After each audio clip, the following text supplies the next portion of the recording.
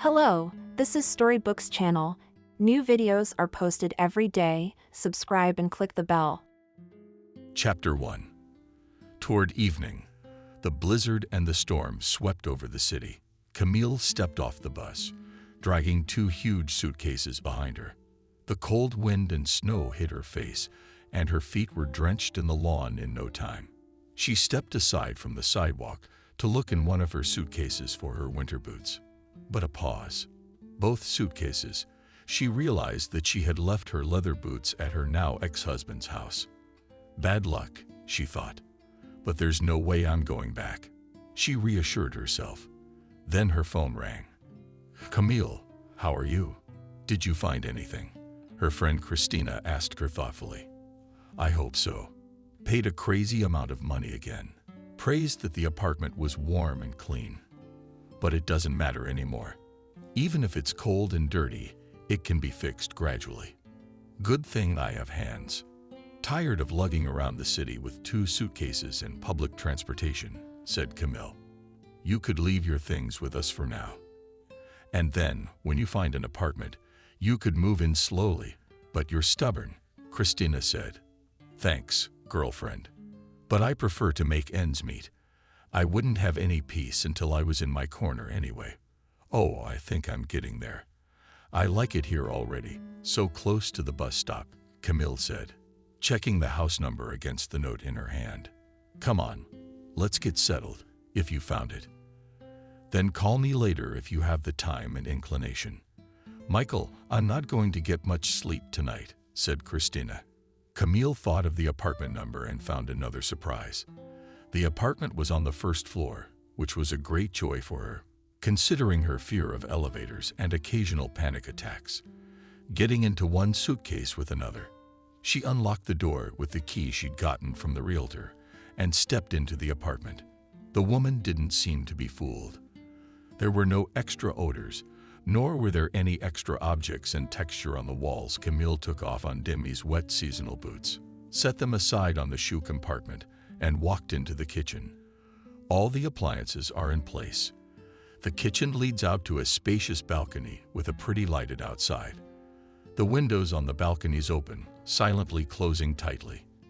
Camille did not have time to imagine how on long winter nights she would stand at the window, sip mulled wine in a warm plate and smoke a thin cigar. So immediately her gaze fell on an antique metal ashtray in the shape of two lions. Beautiful, she said aloud. Then she passed into the living room. Here, too, it was in good order. Minimalist heavy furniture and dark curtains, covering the exit to another large balcony. Then, in anticipation, she went to the bedroom. This is where the real beauty was. Two bedrooms and a king-sized boudoir bed. Mirrored ceilings, heavy dark curtains in 2 layers air conditioning. Behind the wall of rooms, a paradise for love. But who would it be with now? Camille thought. And her mood soured at the fact that her no had treated her so cordially when he'd left her out in the cold 3 nights ago in her robe and slippers. Camille dragged the suitcases into the bedroom, spread her things out on the bed, and went into the kitchen. She opened the kitchen cupboard doors one by one, hoping to find something she could dilute with water and drink right away. When she saw something familiar, she couldn't believe her eyes. Her favorite coffee, and a full jar and dark sugar next to it. Not the owners, but just some caring parents.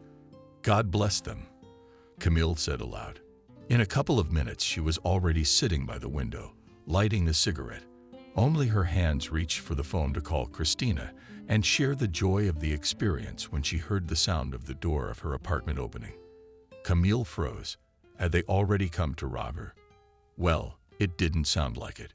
She heard the familiar sounds, the sounds of moving suitcases, which she had grown tired of in the couple days of searching for her apartment.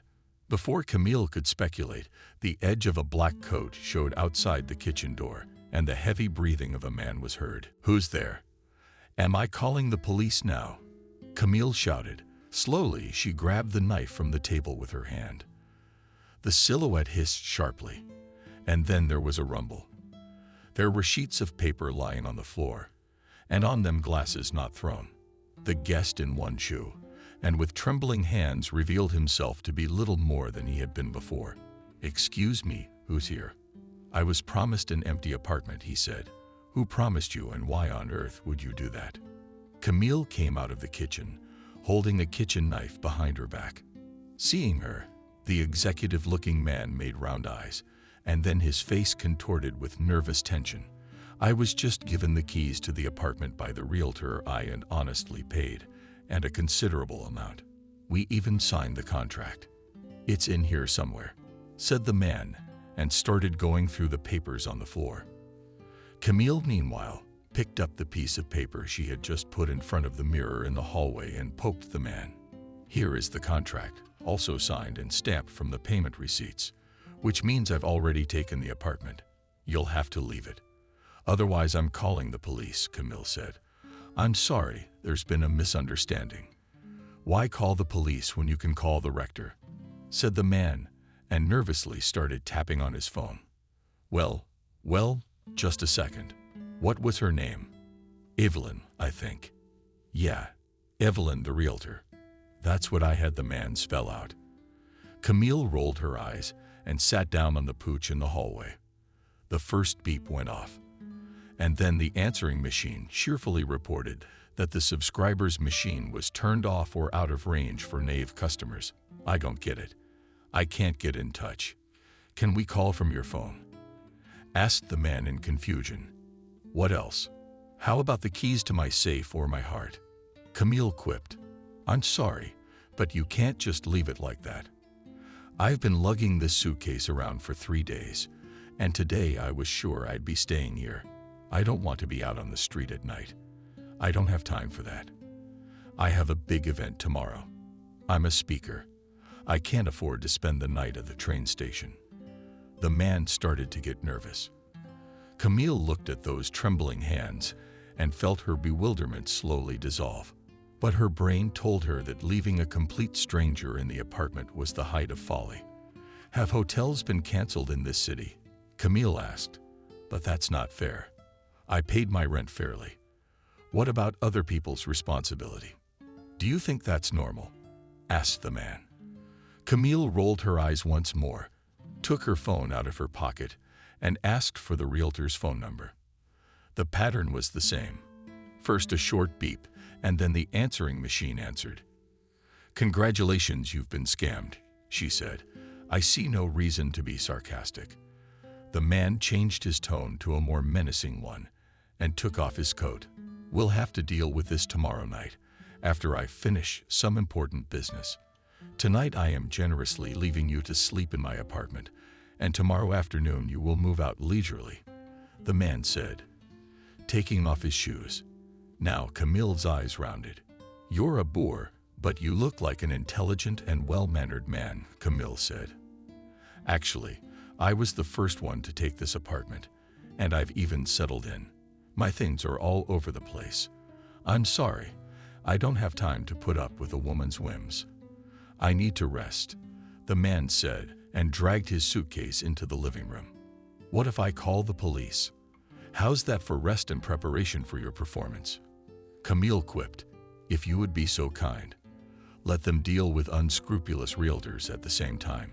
And you, too, should make an effort to solve this misunderstanding, because it's you who will have to look for a new place tomorrow," the man said. The argument lasted long enough. During this time, the man slowly changed his clothes, poured himself some tea, made a sandwich and offered it to Camille, but she refused to buy it. In the end, they didn't even notice how they moved on to completely different topics. The next evening, Ethan arrived late. Camille was in the kitchen by then, telling Christina how tired she was of arguing with the strange stranger in her apartment. "Well, do you need help packing? I've long deserved a quiet vacation in private, not this." "That's all," Camille said. "I've been trying to call realtors all day, but to no avail.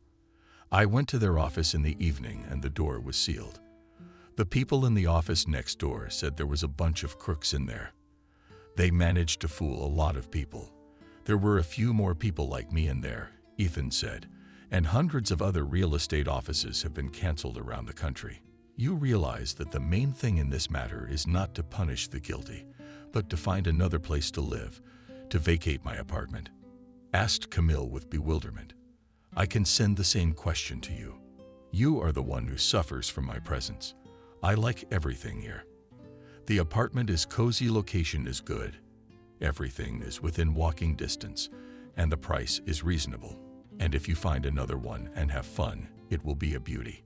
It will be possible to have parties here with friends and girlfriends, Ethan said dreamily, looking up at the ceiling.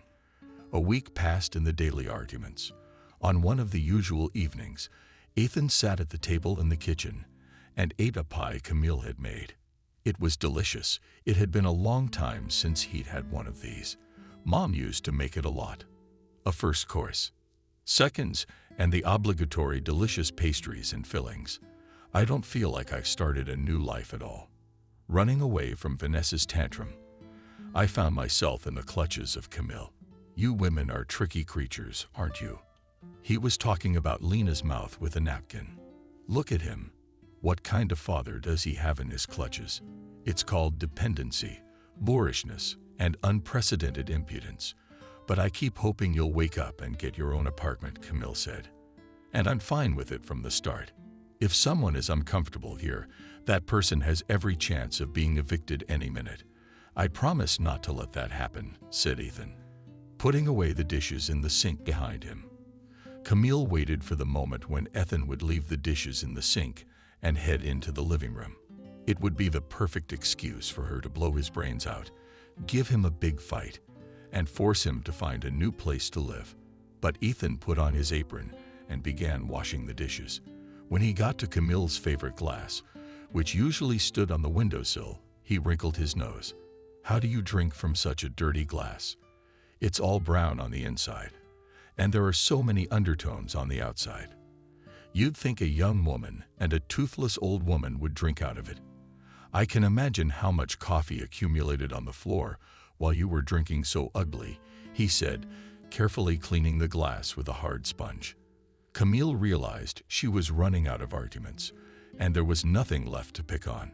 She stood at the window, talking about things, and didn't notice Ethan finish cleaning the kitchen and dash into the living room. Chapter 2. Good morning, Mom. I'm so glad to hear from you. I'm fine. Don't worry. I'm over Vanessa. Mom, it was just a dark spot in my life. Let's just forget about it.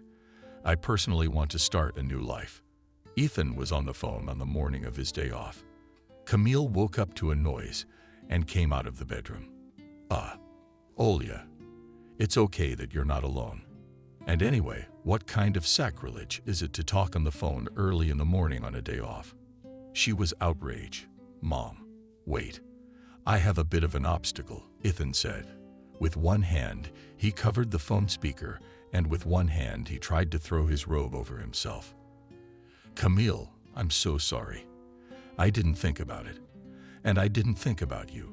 But I didn't think about you on purpose. Go to bed. I'll talk in the kitchen, and you won't hear me anymore, Ethan said, and went quickly into the kitchen. This is my easiest victory over him, Camille thought as she realized that her anger had gone somewhere else again.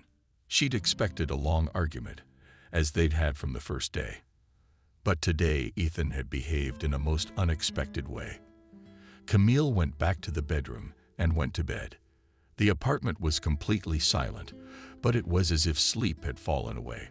She hadn't slept much, though. After half an hour of tossing and turning in bed, she heard a light knock on the door. What do you want? Camille shouted. Can I get you some coffee? Ethan asked, without looking in the room. Well, the croissants are still on the table. Grab a couple, Camille said and smiled. A couple minutes later, she was enjoying her coffee and croissants. Ethan left the tray and quietly closed the door behind him. What else would I load him up with? Something to keep him busy this weekend, Camille thought, munching on her croissant. It wasn't long before Camille heard another woman's voice coming from the living room. She quickly left her robe on and walked out of the bedroom.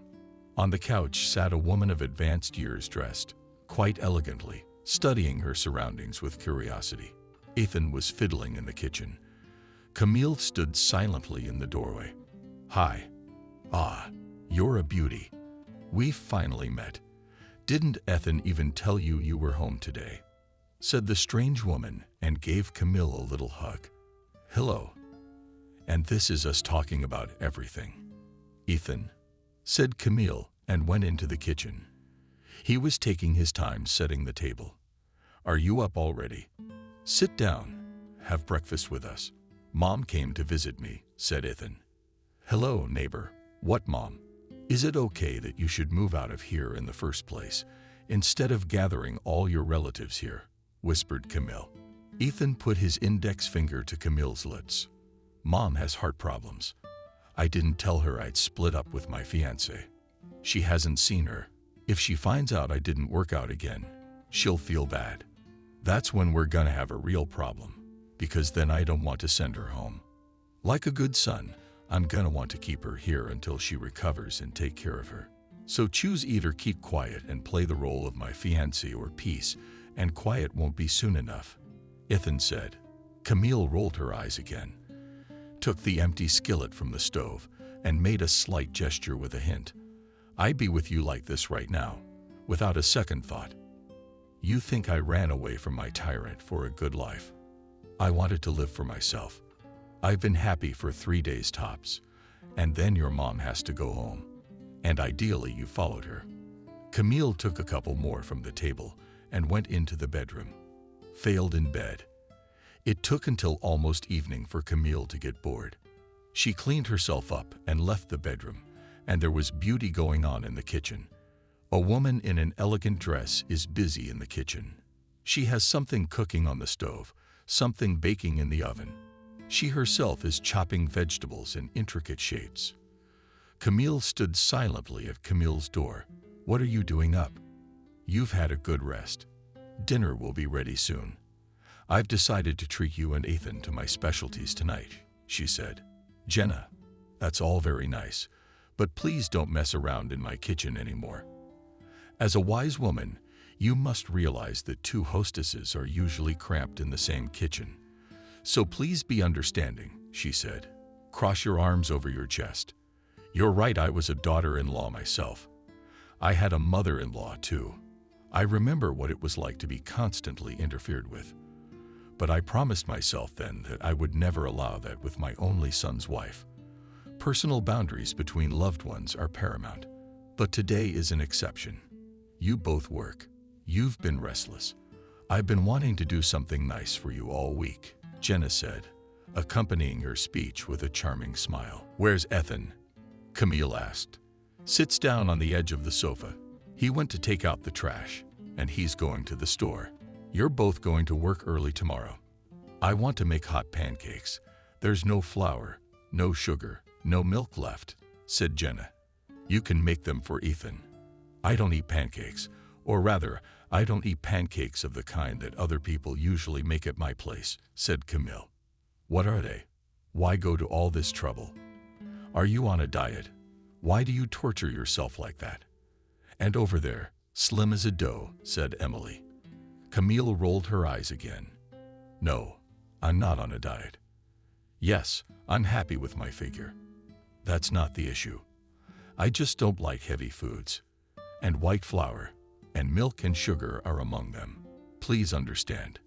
It's important for health reasons, Camille said.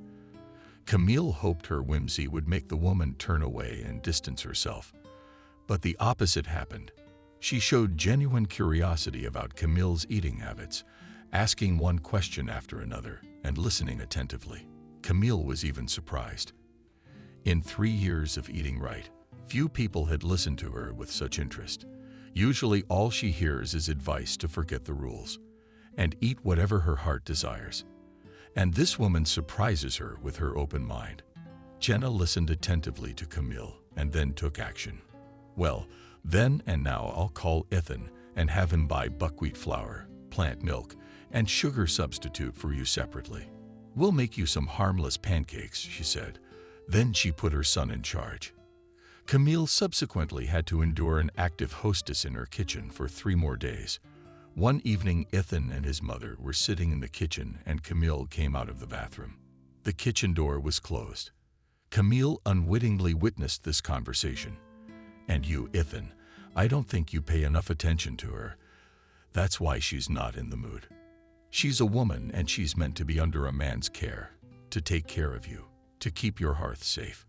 If a woman does not do all this, it is not because she does not want to, but because she does not have enough strength. And a woman's strength is given by a man, his care and love. And you may love her in your own way, but you are ashamed to show it, or you don't know how. You should be generous with your emotions. Let her feel the only and irreplaceable. Then no one will be happier than you. Then you'll remember my words and say thank you, Mother said. Ethan seemed a little embarrassed that he was deceiving his mother. He nodded silently, and his mother went on and on with her advice about how responsible a man should be and how a woman should be pampered. Camille could not believe her ears. She's definitely a real person. Thinking, she smiled slightly and tiptoed off to the bedroom. The next morning, Jenna herself knocked on the bedroom door. Camille was not expecting it at all. She came in and sat on the edge of the bed. I'm leaving today, you tell me, but I see everything with my own eyes. You sleep in separate rooms. You're not wearing your face, and he walks around pretending like everything is normal. You didn't give in to those moments. His father and I were soulmates for almost 40 years. He was such a romantic. He could choose the right words at the right moment and surprise you with his actions. Ethan's the same way. He just doesn't always know how to show it. You just have a little patience. He'll make you the happiest you've ever been. Well, I'm off. Thank you for your hospitality. By the way, I wrote down your recipes. I'm gonna use them at home. Maybe I'll start eating right too. But you're good at it. Keep up the good work, Jenna said, and she hurried to the cab that was waiting for her in the courtyard. As Camille saw her off, she finally breathed a sigh of relief. Chapter 3. Ethan, tomorrow will be exactly 30 days, just like you promised you'd only stay here for a month. Have you remembered what you have to do tomorrow? Camille asked me one night. No, I haven't forgotten. I contacted the landlady a week ago, and we met and made a contract. I made full payment for the next month. She gave me permission to stay here. If you want to go on without me, you have the same right to take your suitcase and move to any other place, Ethan said. How do you mean? You paid full price. Who am I now? Camille was surprised. I don't know. You decide. He answered dryly. So you're gonna kick me out? She asked again. No, I'm offering options. You can go on living if you want. You're not bothering me in my apartment, he said without taking his eyes off the phone. Camille went to the bedroom and took some large bills from her bag, returned to the living room, and handed them to Ethan. I'm only willing to live here on full rights, not at the bar's mercy. Thank heavens I'm able to support myself for now, she said. Whatever you say, Ethan said, and took the money and put it on the nightstand by the couch. Camille was about to continue their eternal argument, but her phone rang. Yeah, hi, Mom. How are you? What do you mean you're here? Why didn't you tell me where you were standing? What are you doing there? Mom out at night. Jesus, you're lost. Camille panicked. Ethan raised his head and listened curiously. Take any cab and hand me the phone. I'll explain the address where you'll go next on your own. This isn't your village where you can sleep in 3 pines. Come to my place now that you're here. I wish you'd given me more notice in the morning, Camille said. Is yours coming now? Ethan asked ironically. Yes, she's already here, hanging around the station, unable to get transportation, Camille said. Maybe I should go get her and bring her back, Ethan suggested. No, she'll take a cab. I beg you to be more discreet with her. She's a deep believer who doesn't welcome the kind of lifestyle you and I have. And proving that you and I have nothing, well, that's a hell of a number. I've got Chertkovo all around me. How can I explain to her that Camille is worried about you? Well, tell her what's the problem. Tell her we didn't share an apartment. She liked both of us, that there is enough space for 2 of us, that in principle lived together for more than a month, and never once attempted on each other's lives. That was it. Ethan suggested. Before Camille could think of what to do, the doorbell rang. On the threshold stood her mother, all frozen from the winter Volga, with a red nose and satisfied eyes that she had finally reached her daughter, whom she had not seen for almost 6 months. "Oh, how nice it is here, warm, light, and smells. Mom, I'm not here alone. We live here with Ethan, but he's nobody. It's just that one of us got dumped by a realtor, and we didn't want to move on. We both stayed here, but I'm trying my best to squeeze him out of the apartment. It's not working out yet," says Camille. "Hi. Emily, how nice of you to finally make it. We're so happy to see you. I even put the Peking duck in the oven for you. It'll be ready in an hour. Let me take care of you," Ethan said, and took off the woman's heavy coat. Then Camille led her mother into the kitchen, and Ethan was already in the kitchen. "You know, Emily, we're doing very well here, all within walking distance. The apartment, as you can see, is on the sunny side in the morning, and even the sun's rays caress your face in bed. The neighbors are quiet. No one bothers anyone. For you, there is a park nearby where you can walk and breathe the air. I'll take you for a walk there myself sometime. And you tell me, how is life in the village? How is it like in your own village? What news and trends are there?" Ethan asked, not letting Camille say a word. Emily loved to be asked questions, especially about news from the village.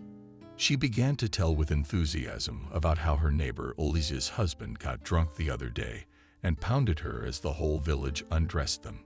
Then she told about the village oligarch, who gives all the villagers money at interest and takes their property from the house as collateral. The other day, Smith got a boomerang. His young mistress showed up at his old wife's house. Such was the uproar in the village from the rumors that it was impossible to tell. How could she not forget Sophia, who for so many years had not appreciated her husband Benjamin, the golden boy in the village? Benjamin had recently fallen for a new teacher from the city. She turned out to be so quick that she managed to steal Benjamin away from the family, leaving him with 3 children, and got pregnant. Now Sophia is walking around biting her elbows. Benjamin and his new wife are hugging on every corner, not recognizing either the old or the young in the village. Ethan listened attentively, asking clarifying questions in places. It was as if Camille did not exist in the apartment. Whenever she tried to draw her mother's attention to herself, she waved it away. "Camille, well, you'll tell me later. Can't you see Ethan's interest in hearing the story of Smith's fornication? Get off," she said, and switched to Ethan again and again. "Anyway, listen, what happened next? Smith's wife was a bitch, and his mistress was even worse. So one day we hear a noise in their yard. All the neighbors are gathered, who are filming on their phones. Who's sticking up for the wife? Who's sticking up for the mistress? Everybody's looking at Smith. Whose side is he gonna take? And he just disappears without a trace. So we ended up having to separate the 2 fighting women from the whole village. Smith's wife told her mistress all the details of their life together. Turns out the mistress had noticed his sins too. What do you think? They both agreed that he was to blame for all their troubles. And let's search together now. Smith, to blow on the doorstep, properly told the mother, and together with Ethan laughed at the top of their voices. "Mommy, at work one colleague is stressing me out. She's just like your Smith's wife." Camille made another attempt to insert herself into this fascinating dialogue. "Well, you're not a little girl. You'll figure it out on your own." And Ethan, listen, what happened next? The mother persisted. "But really, Camille, why are you interrupting a person?" Ethan was puzzled. After dinner and the fascinating tales, everyone went to their rooms. Camille decided to make up Mother's bed in her room and lay down on the mattress on the floor. But Mother's need to talk seemed to have just opened up. "Camille, why are you being so rude to Ethan?" she asked when her daughter was almost asleep. "Because Mom is someone else's man," she replied. "But what a man, attentive, understanding, and with a sense of humor. Not like you're stale, without a sense of humor. Camille, you're a big girl. You're 35 years old. 40's around the corner. Stop flirting. I can see he's interested in you. And you're just lying to yourself. You're not teenagers huddled together.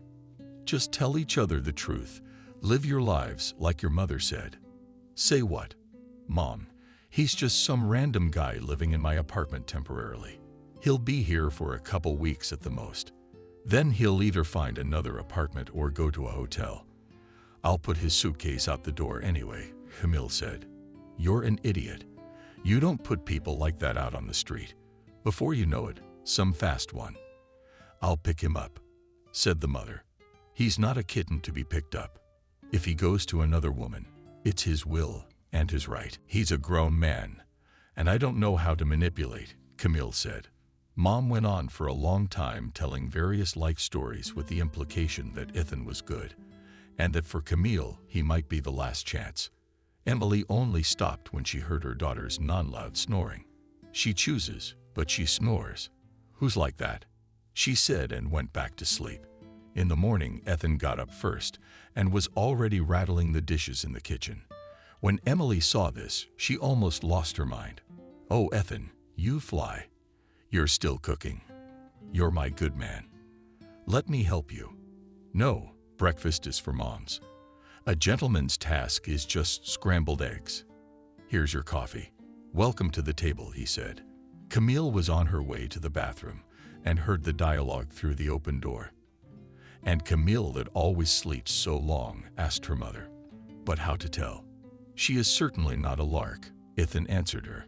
But in the village we start the day early before the sun has risen. The sky is only blue.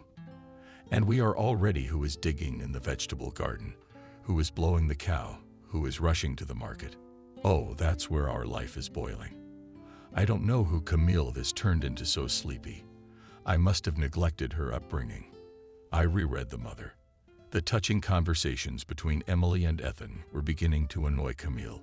She counted on her mother to at least inquire about her condition after breaking up with another beau. Support and guidance, but there's not even a hint of that. All the more this touching friendship was not limited to a cute conversation within the apartment. That same evening, as Camille was leaving work, her mother called. Camille, I almost forgot to tell you Ethan invited us to a restaurant. I wrote down the address. He said you'd take me there. Come get me. We'll go together. Or send a cab, Emily said. Wonderful. You didn't have the option of telling me beforehand. I was actually going to the pool. I'm bringing slippers to my swimsuit. Camille was indignant. You don't need a pool. Let's go to a restaurant. Especially when a normal man calls. I don't remember your no taking us to a good restaurant. Is your mother standing outside waiting for you? Said Emily. Dinner at the restaurant followed the same format as at home. Ethan and Emily chatted all the time, laughing about everything, making fun of Camille, and Camille was always looking out the window in her thoughts. Her mother would occasionally nudge her in the side, making her laugh with them for company. When did you go to bed? Camille could not bear her irritation and said, Mom, stop flirting with him. He's a complete stranger to us. We don't know what's in his head yet, and he's got an eviction date coming up. There's no need to see him as a potential son-in-law. If he had such intentions, I would have noticed it, Camille said. And you think it's so easy for them to flaunt their intentions. They're shy, too, fearful, worried, hesitant, a lot of silly girls. Like you, they say no to the good guys, and then they have to spend years licking their wounds. That's why you have to treat him very carefully, very gently. I've been carrying something here. I've been giving him a hint there. I lightly touched his shoulders, stroked his back casually. A woman should be cunning. Except you're not very feminine. I don't know who you're like, Mother said. Camille waited for the day of her mother's departure home more than when she was a child. She waited for New Year's Eve. The night before, she had urged Camille to be gentle with Ethan. And then she repeated that admonition 3 times in the morning. As soon as Camille had put her mother on the departing bus, she breathed a sigh of relief and decided to devote the day to herself. But it did not go in vain for her. Chapter 4. Camille decided to take a day off work that day. It was an hour after her mother had left. She sat in the cafe by the window and waited for Christina. She, too, was free that day. Very quickly, instead of the aroma of coffee, a stately bottle appeared on the table, and in parallel with the laughter, there was the clinking of glasses. "So what's up with your Noah? I guess your phone is breaking up," Christina asked. "No, he hasn't called once." "Certainly not a text," replied Camille. "How come? What kind of weird relationship was that? How did you manage to bake it for 3 years that even your absence does not notice?" "Surprise, Christina. I am. I'd like to know what I did to him. But there's not even an attempt to get in touch," Camille said sadly. "It's hard for me personally to understand why it didn't work out. He was so gentle, so caring, and he praised you all the time. You seemed like the perfect couple," Christina said. Camille laughed nervously. "Didn't you know that family tyrants like to play to the public twice a year? It's easy to praise in front of everyone, but to live every day with a woman, apparently, for him was very difficult. All our mutual acquaintances are sure that in our relationship with Noah I am the bitch, because he played in public, and I did not know how to do that. I waited for him sleepless nights while he sat somewhere with his friends. I cooked meals for 2 every night, and then I didn't even introduce myself. Eventually, it all went in the garbage. We had a joint budget where I was the only one contributing, and we both took. And he's no more likely to tell all this to nosy acquaintances. Camille did. You can't really tell he's that kind of person. Christina's already left. That's not all. He and I lived like brother and sister for 2.5 years. He didn't think of me as his woman," Camille said. "Really? Is that how it works? Did you just stand there silently?" Asked her friend. "What to do? If I wanted to quietly find another and cheat, we would have stayed together for a long time. I did not want to go that treacherous way," said Camille. "Well, then you were right to leave. It's generally difficult to live with someone who works closely with criminals. There, after all, the psyche changes in a bad way. So they say." "Apparently it's true," Christina said thoughtfully. "It is. There's something else that's characteristic of them. He started making jealous threats. In these attacks, he had the idea of getting rid of me in a way that seemed natural," Camille said. Christina was even more horrified. "And maybe," she whispered. "Are you serious?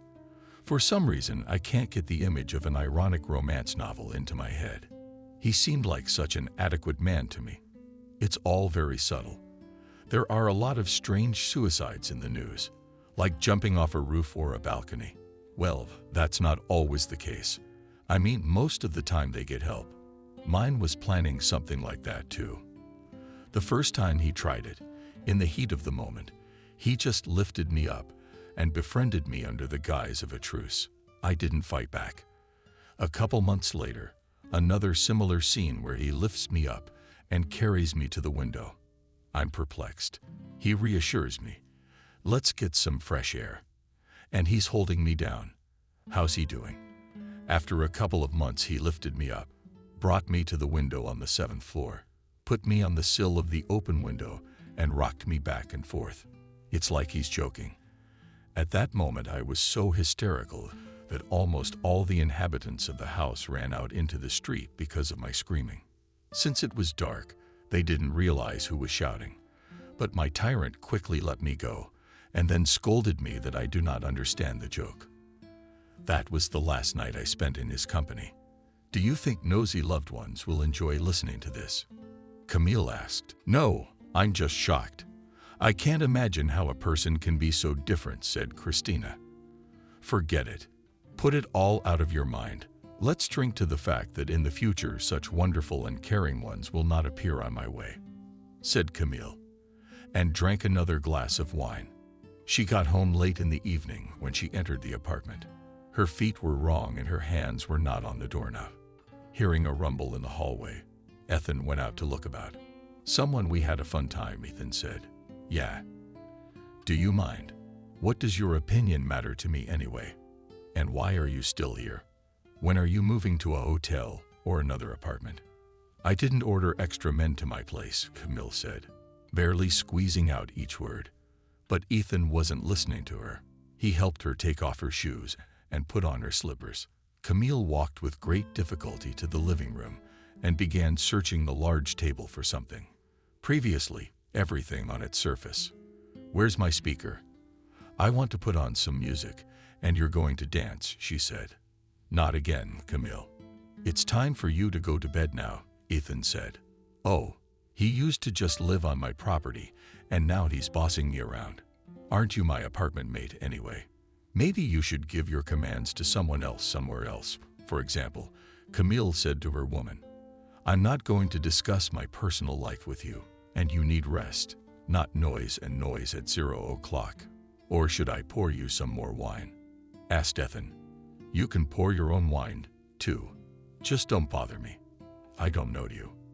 Camille was indignant. She drank another glass of wine. Ethan waited patiently and poured more wine, until Camille completely lost control of her body and collapsed on the sofa in the living room. He hoped that this way she would fall asleep faster and her drunken head would not have time to come up with any odious ideas. But no such luck. "Ethan, I'm thirsty, not family. Water." She screamed after a couple hours. Ethan pretended not to hear her, but not 2 minutes later, Camille stood up and walked erratically into the kitchen. Next thing you knew, there was the clattering of dishes, the shrieking yell of Barsik the kitten, the sound of Camille's strong mat, and the sound of the water graphene breaking. Ethan had to get up and take control, and the next morning they were both in for a surprise. Camille woke up first and found herself in Ethan's arms. She got up slowly so as not to wake him. She walked to the kitchen, poured coffee, and grimaced as she tried to remember what had happened. But there was nothing left in her mind but the clinking of glasses, coffee, and Christina. She returned to the living room, brought in a large suitcase from the balcony, and busily stuffed it with things. When the suitcase was full, she stormed into the bedroom and yanked Ethan's blanket, still lying there with his clothes on. She was indignant. "Hey, roommate, enough with the pampering. You're out of line," she said. Ethan opened his eyes and looked questioningly at Camille. "I said go away. I've got all your things packed up and put them by the door, and they're waiting for you," Camille said. "What's the reason? Why am I being kicked out of my apartment by a strange woman?" he asked. "You know what for? It's obvious.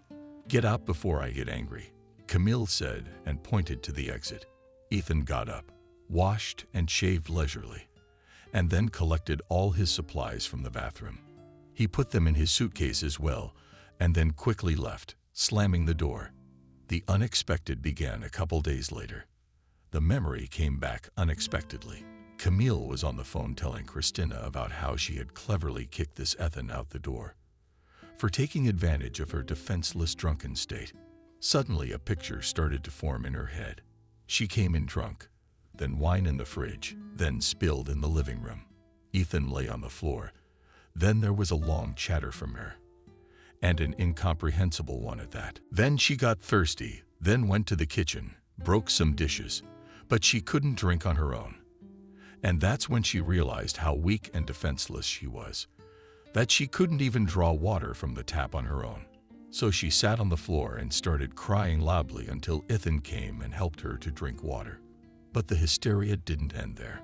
What I want so much from this life is a simple, human relationship between me and someone else who will not try to quietly throw me off the 7th floor or wonder if I am 2 months as an absence from the common territory. Is just that I do not aspire to untold riches, to power, do not aspire to see someone else's. I would like to have just mine, and that's all. Tell me, Ethan, is that so much? Did she bring you?" Toward morning, Ethan managed to persuade her to go to the bedroom. But even there, Camille wouldn't rest. "I know where my problems come from. It's my father's fault. He was as cold as an iceberg, always dissatisfied, always indifferent. I don't remember him ever hugging me when I was little and telling me he'd never hurt me. What in this world that is hostile to women? I have hope and support, and I didn't have that in my adult life. His words would have been enough for me. One hug, one pat on the shoulder. I'd have moved mountains. You're just like everyone else." Then she switched to Ethan. I'm here to o'clock straight. Why am I telling you stories? I'm telling you to give me a hug instead of a father hug. Comfort me, cheer me up, that everything's gonna be okay. Is that so hard? Or do you need a very good reason for that too? Or even here you think you'll be rewarded for it? She reread it. Then Ethan silently came over and put his arm around her shoulders and put her to bed and began to tell her a story that Camille tried her best to understand. But sleep was stronger with her at that moment. She only remembers his voice and her soothing. This, in fact, was the position in which they woke up in the morning. Crisis. I am ashamed, she said. Suddenly I remember he didn't molest me. Nothing like that happened. And I'd been stupid enough to kick him out the door. He's the only person I've ever opened up to like that. And he had the right reaction, Camille said. That's because you're so upset with Noah. Do you know anything? How this Ethan came into your life, where he used to live and with whom? What's his story? Christina asked. I have no idea. I've never been interested. For more than 2 months I know that he works in an office somewhere, promoting his ideas. He's always writing something in his day planner. He reads something, doesn't talk much to outsiders. He's not much interested in TV. He gets annoyed with the internet. He's such a weirdo, said Camille. Well, now that he's gone, what's there to say about him? You should think of yourself, Christina advised. Camille finished talking to her friend, but the calmness in her soul did not become any more. On the contrary, remembering the truth made her feel worse. A couple more days later, she found an unpleasant surprise in the morning. A severe headache and fever prevented her from getting out of bed. Camille managed with difficulty to call her supervisor and inform him of her illness. She stayed home that day. The worst of it began closer to lunchtime. Bone, or felt as if heavy machinery was driving over her. It became harder and harder to breathe. She dreamed of only one thing: to somehow get to the phone she'd forgotten in the living room and call an ambulance. But she didn't have the strength to get up. She managed to get up and make a few steps to the living room, only in the evening when she picked up the phone and couldn't remember the number of the ambulance.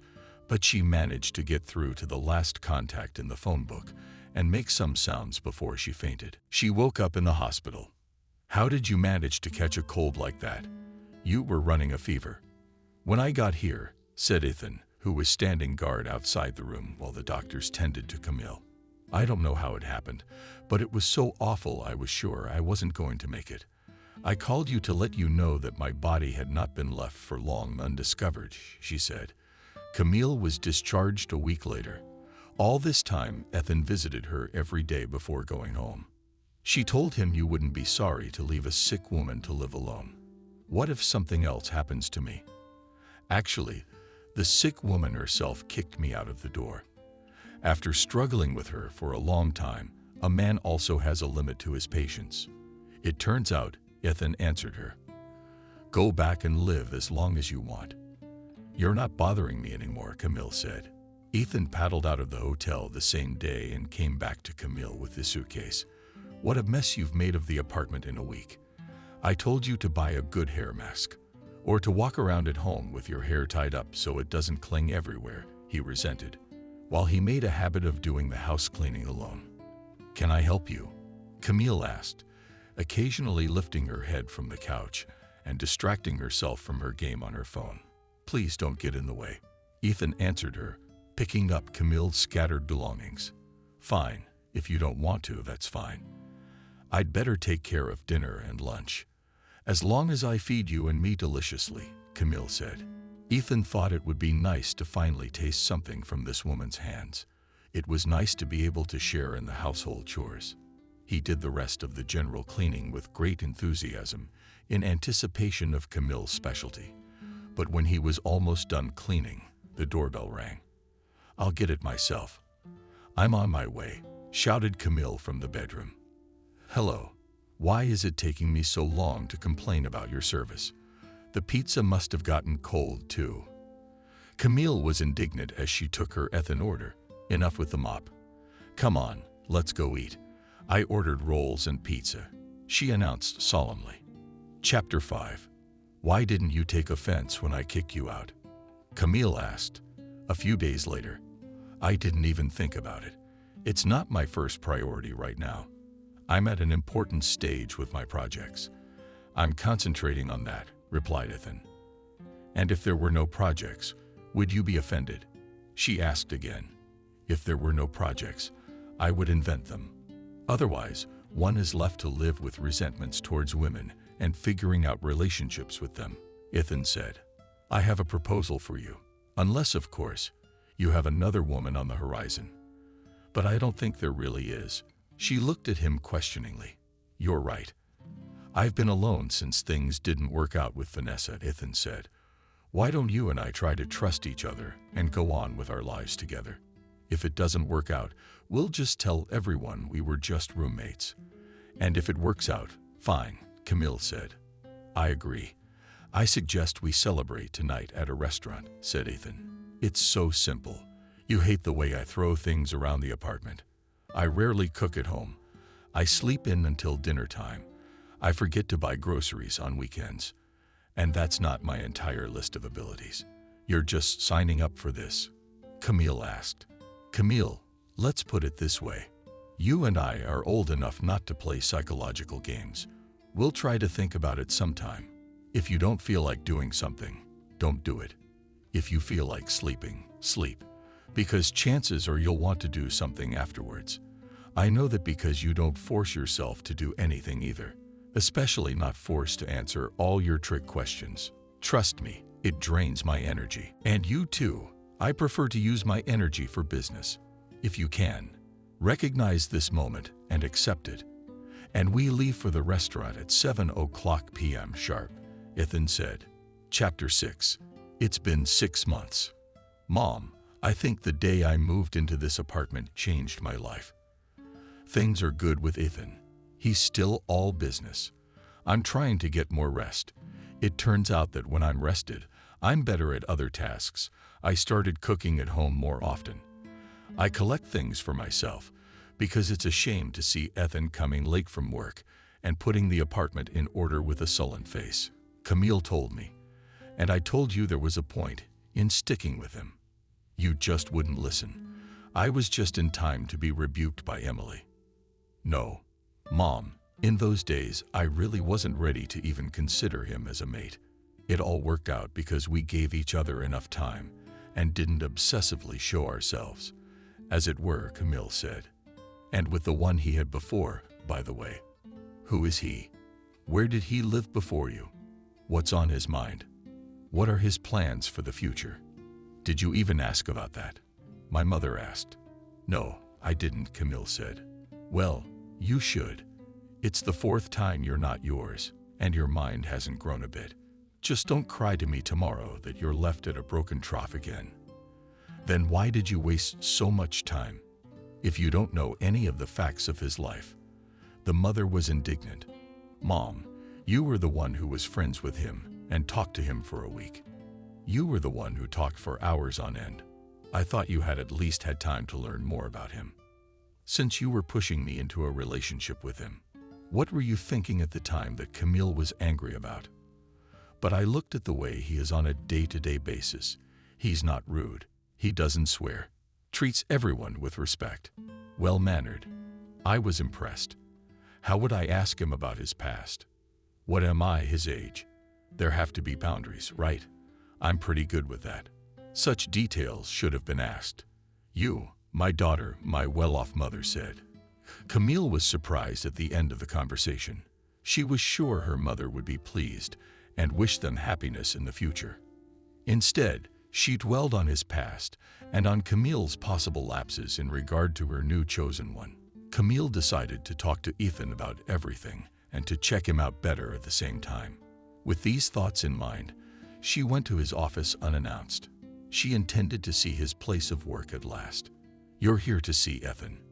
He's not seeing anyone today. It was his decision, said the receptionist at the door. Hey, what's your name? Wendy. Tell him Camille's here. And you said Camille. Oh, I'm sorry, are you Camille? Then you're only allowed a minute. Wait, I'll warn Ethan. He just asked not to let outsiders in. But relatives are allowed, said the secretary. Camille was once again surprised and mildly embarrassed that she had defaulted to fighting with the secretary. When she entered the office, Ethan was indeed swamped with his business. Ethan, you and I have been in a relationship for 6 months, and I still don't know about your past. We need to talk about it, said Camille. Take a seat in the chair. We can postpone this conversation until the weekend, or at least tonight. I've got a lot on my plate, as you can see. In 2 days, the management has full confidence in me.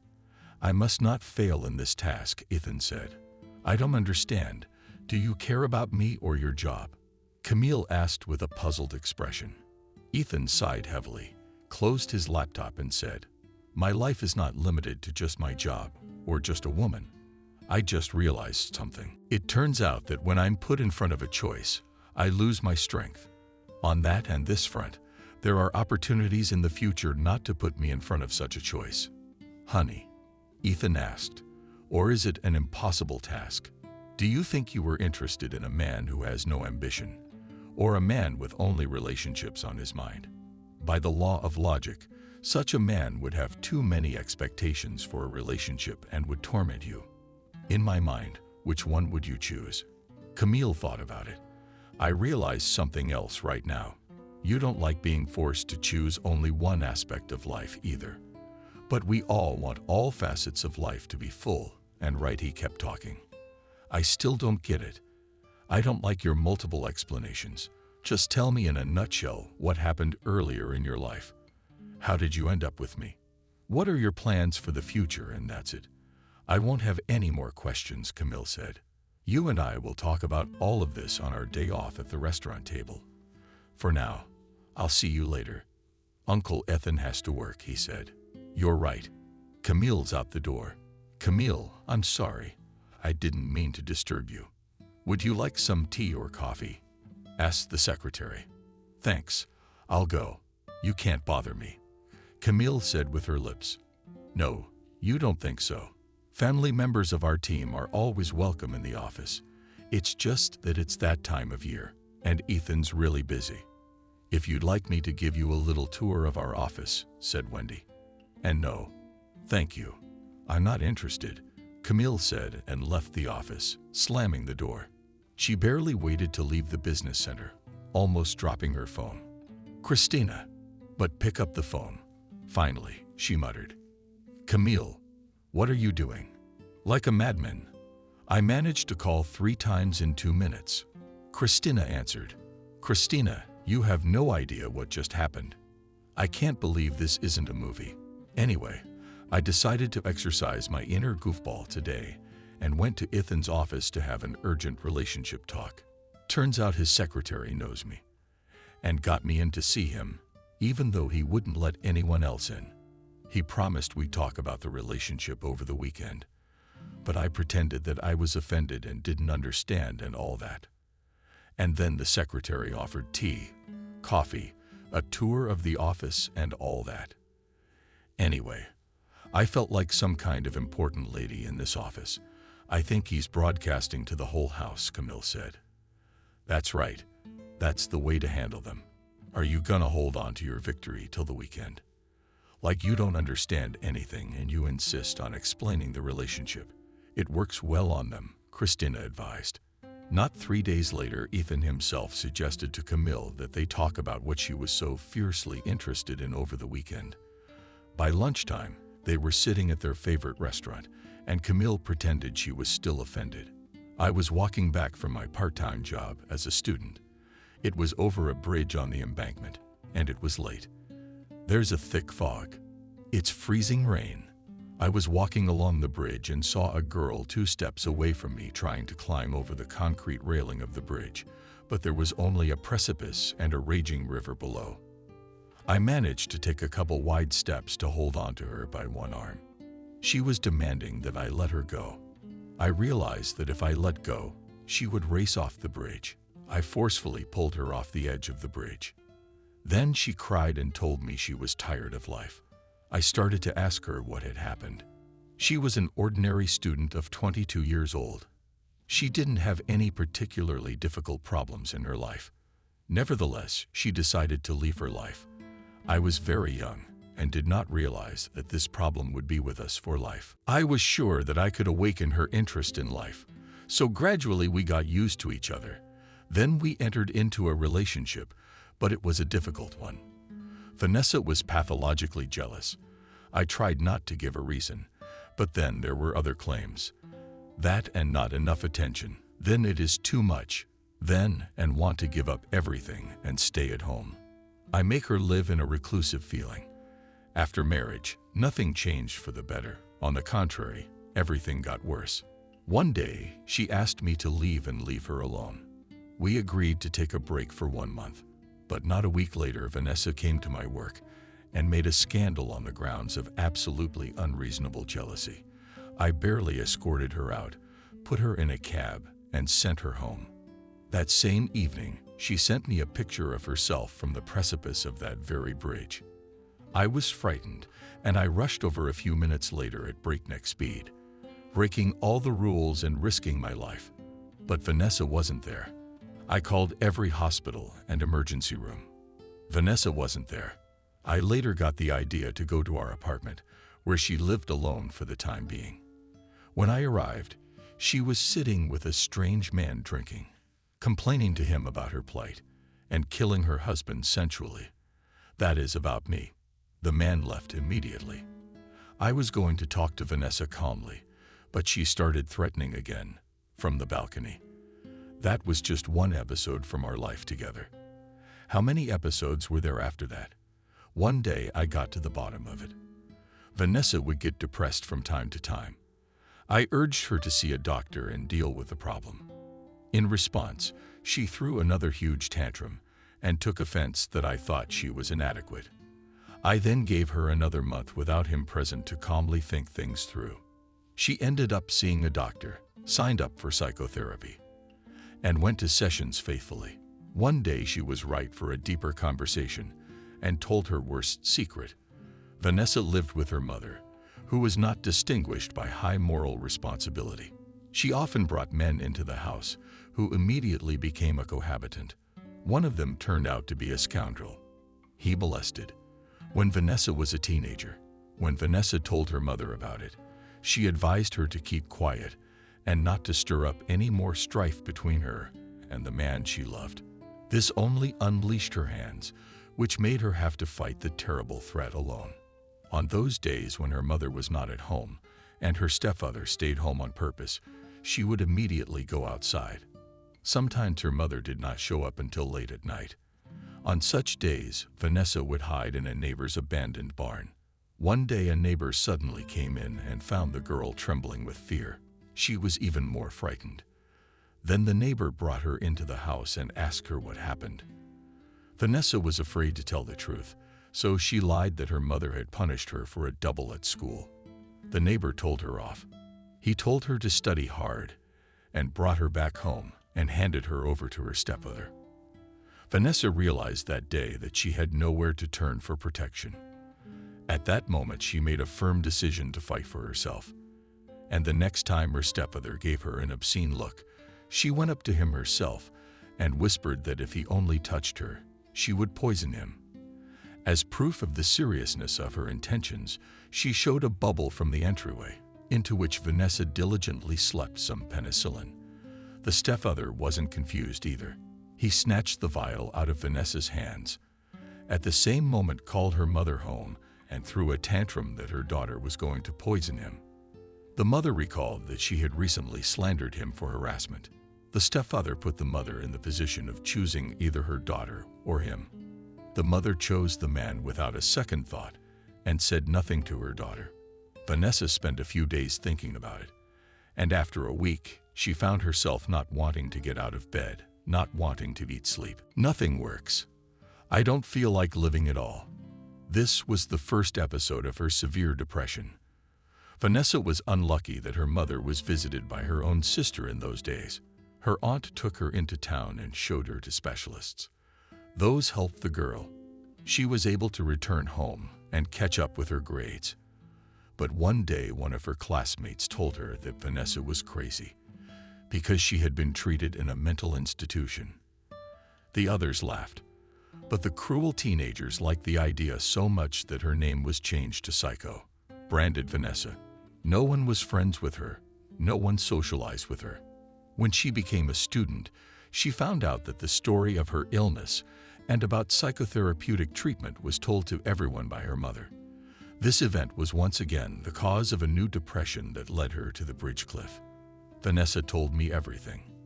I was still supporting her as best I could. The sessions were having an effect. She was transformed. She had a renewed interest in life. She looked beautiful, changed jobs, made plans. She was able to restore everything except our relationship. One day, she cooked a candlelight dinner and at the table told me that our relationship was over. I took it right and left the house. And most importantly, I am at peace with her. Now she can be truly happy. That's the whole story of my previous relationship. Ethan concluded his story. Chapter 7. The early doorbell surprised Camille. Today is a day off. She and Ethan were not expecting anyone to visit. She opened the door and saw a familiar face on the doorstep. "Oh, Jenna, how unexpected would you be to give us a heads up? We would have been prepared." Camille was stunned. Jenna entered the apartment without waiting for an invitation. "What if it's unexpected? There won't be room for Mom," she asked, taking off her coat and handing it to Camille to hang on the coat rack. "Why are you seeing me for the first time?" she reproached. Camille immediately noticed the unfriendly tone of Ethan's mother. Jenna walked leisurely into the kitchen, sat down at the table, and looked around carefully. "Just like you didn't cook at home. You don't cook, so there is not even the smell of food. And the coziness in the house begins with the smell of delicious baked goods and marinated meat. Do you vegetarians understand that?" She read it. Camille didn't recognize the friendly woman she'd seen last time. "No, we cook, of course. It's just that today we were going to go shopping, then to the movies and eat out. It's a day off. After all." "Unsure," Camille said. "Right?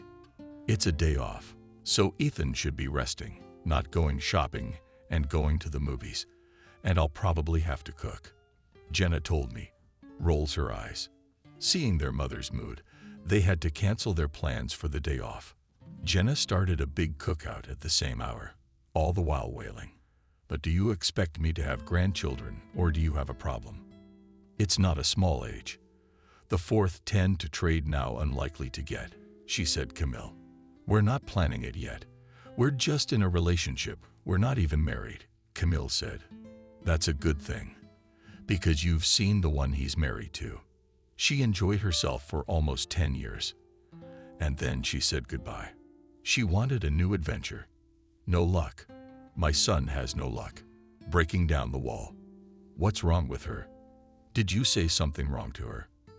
asked Ethan in a whisper to Camille, noticing his mother's changed attitude. "No, on the contrary. I've just been nice to her this time, and she won't even hear me," Camille replied. But Mom had come straight from the road to the stove. "You're tired. She will. We'll all go together. We'll go to a movie somewhere." Ethan suggested it. "Sit down," his mother commanded. Ethan sat down at the table. "What are you, teenagers or college students, so you can go to the movies? Normal people eat at home because normal women cook for them. You want your own movie? Go by yourself. Mother will sit alone. Nothing will happen to her. So she just shows up unannounced every 6 months," Jenna said. "Mom, are you offended? We didn't offer anything bad. Fine, we won't go to the movies. We'll eat your specialty. Only, please, we can do it all in a good mood." Ethan resented it. "I don't get it. Did Camille complain about my moods?" The mother started up. "No, I can see how angry you are, so stop being a mother-in-law from the doorstep." "Nobody needs that," Ethan said. The kid's attempts to get Jenna made the situation even worse. Now she had lost the will to feed the kids her signature dinner. In addition, she had taken offense. Finally, everyone went to bed in a foul mood. "And I'm leaving," she said the next morning. "Why did you have such a good time with us for a week? Why don't you wait? At least 3 days?" Camille asked. Last time it was good because your mother served you all the time. This time you didn't even bother to make a gesture in return. You're happy with everything. I'll leave. And if you want to see me later, you're welcome to come. I don't expect grandchildren anymore. Jenna said one last time and left without saying goodbye to Camille. Chapter 8. No sooner had Camille gotten away from Ethan's mother's visit than she got another call from her mom saying she was lost at the train station again. Camille rolled her eyes, hailed a cab, and went to look for her mother. She found her mother in the late afternoon and brought her home. Ethan had an important meeting at work that day and was running late. Camille cooked dinner with her own hands. While her mother was resting in the living room, suddenly she heard her mother screaming from the living room. She was shouting and cursing at the whole world. "Mom, what happened?" Camille came running in. "Is there a man in this house at all or not? Is there no one to fix the socket? I tried to charge my phone and I got an electric shock." My mother screamed. "That's all. How did you scare me?" "It happens because the power surges." "Let me turn your phone on myself," Camille said. The next scream came from the bathroom.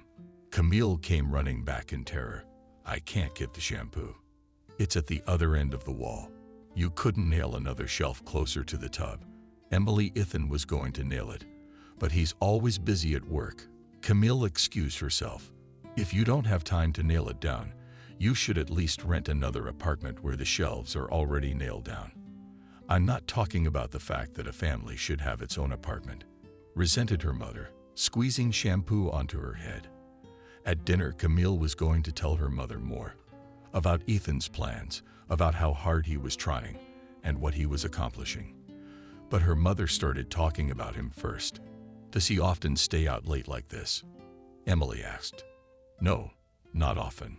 Once or twice a week," Camille replied, putting out a piece of fish and vegetables for her mother. "Where does he disappear to these days?" "Do you know?" asked the mother. "I know, either sitting in the office preparing another presentation or having a business dinner at a restaurant with his partners or friends of his boss," said Camille. "Who else is there?" "After the restaurant, they probably have a sequel still," said the mother. "Yes, there is a sequel. They go back to the office to fix new ideas or go to the soccer field to stretch their muscles," said Camille. "But that's what he's telling you," Emily persisted. "There's another version," Camille asked. "The true one. If you ever really want to know who you live with and who you give the best years of your life to." No matter how hard Camille tried to turn the conversation in a positive direction, there was no result. It was as if her mother had come to find out Ethan's faults and warn her daughter about them. She went to bed before Ethan arrived in a hurry with a bouquet of flowers and a cake for her. In the morning, Ethan decided to stay a little late from work to have breakfast with his esteemed potential mother-in-law. "I picked out the cake you like. I had to pick the flowers at random. I forgot to specify last time. What kind of flowers do you like?" said Ethan at the table. "Thank you, I saw that. But I don't like sweets, and I'm allergic to flowers, if you haven't guessed. A piece of paper might give you a clue." I'm sure she came up with the idea to buy these treats. I mean, what kind of man gets the idea? That's what Emily said.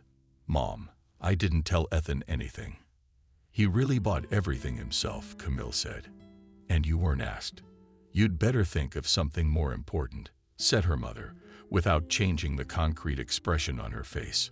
Ethan immediately sensed the cold attitude and decided to make things right. "Emily, that time you and I had such a good time at the restaurant. Today I suggest we repeat that dinner.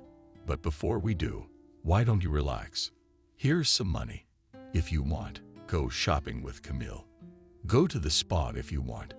Just make sure you're in a good mood for the evening," Ethan said, counting a few large bills. "What makes you think money will cheer women up? Or did you read the internet too? Have you listened to the counselors there? Is money the only thing that matters?" she asked, looking alternately at Camille and Ethan. "Mom, it's not about something global. It's about today, so that you and I can spend it to our advantage. That's all it is.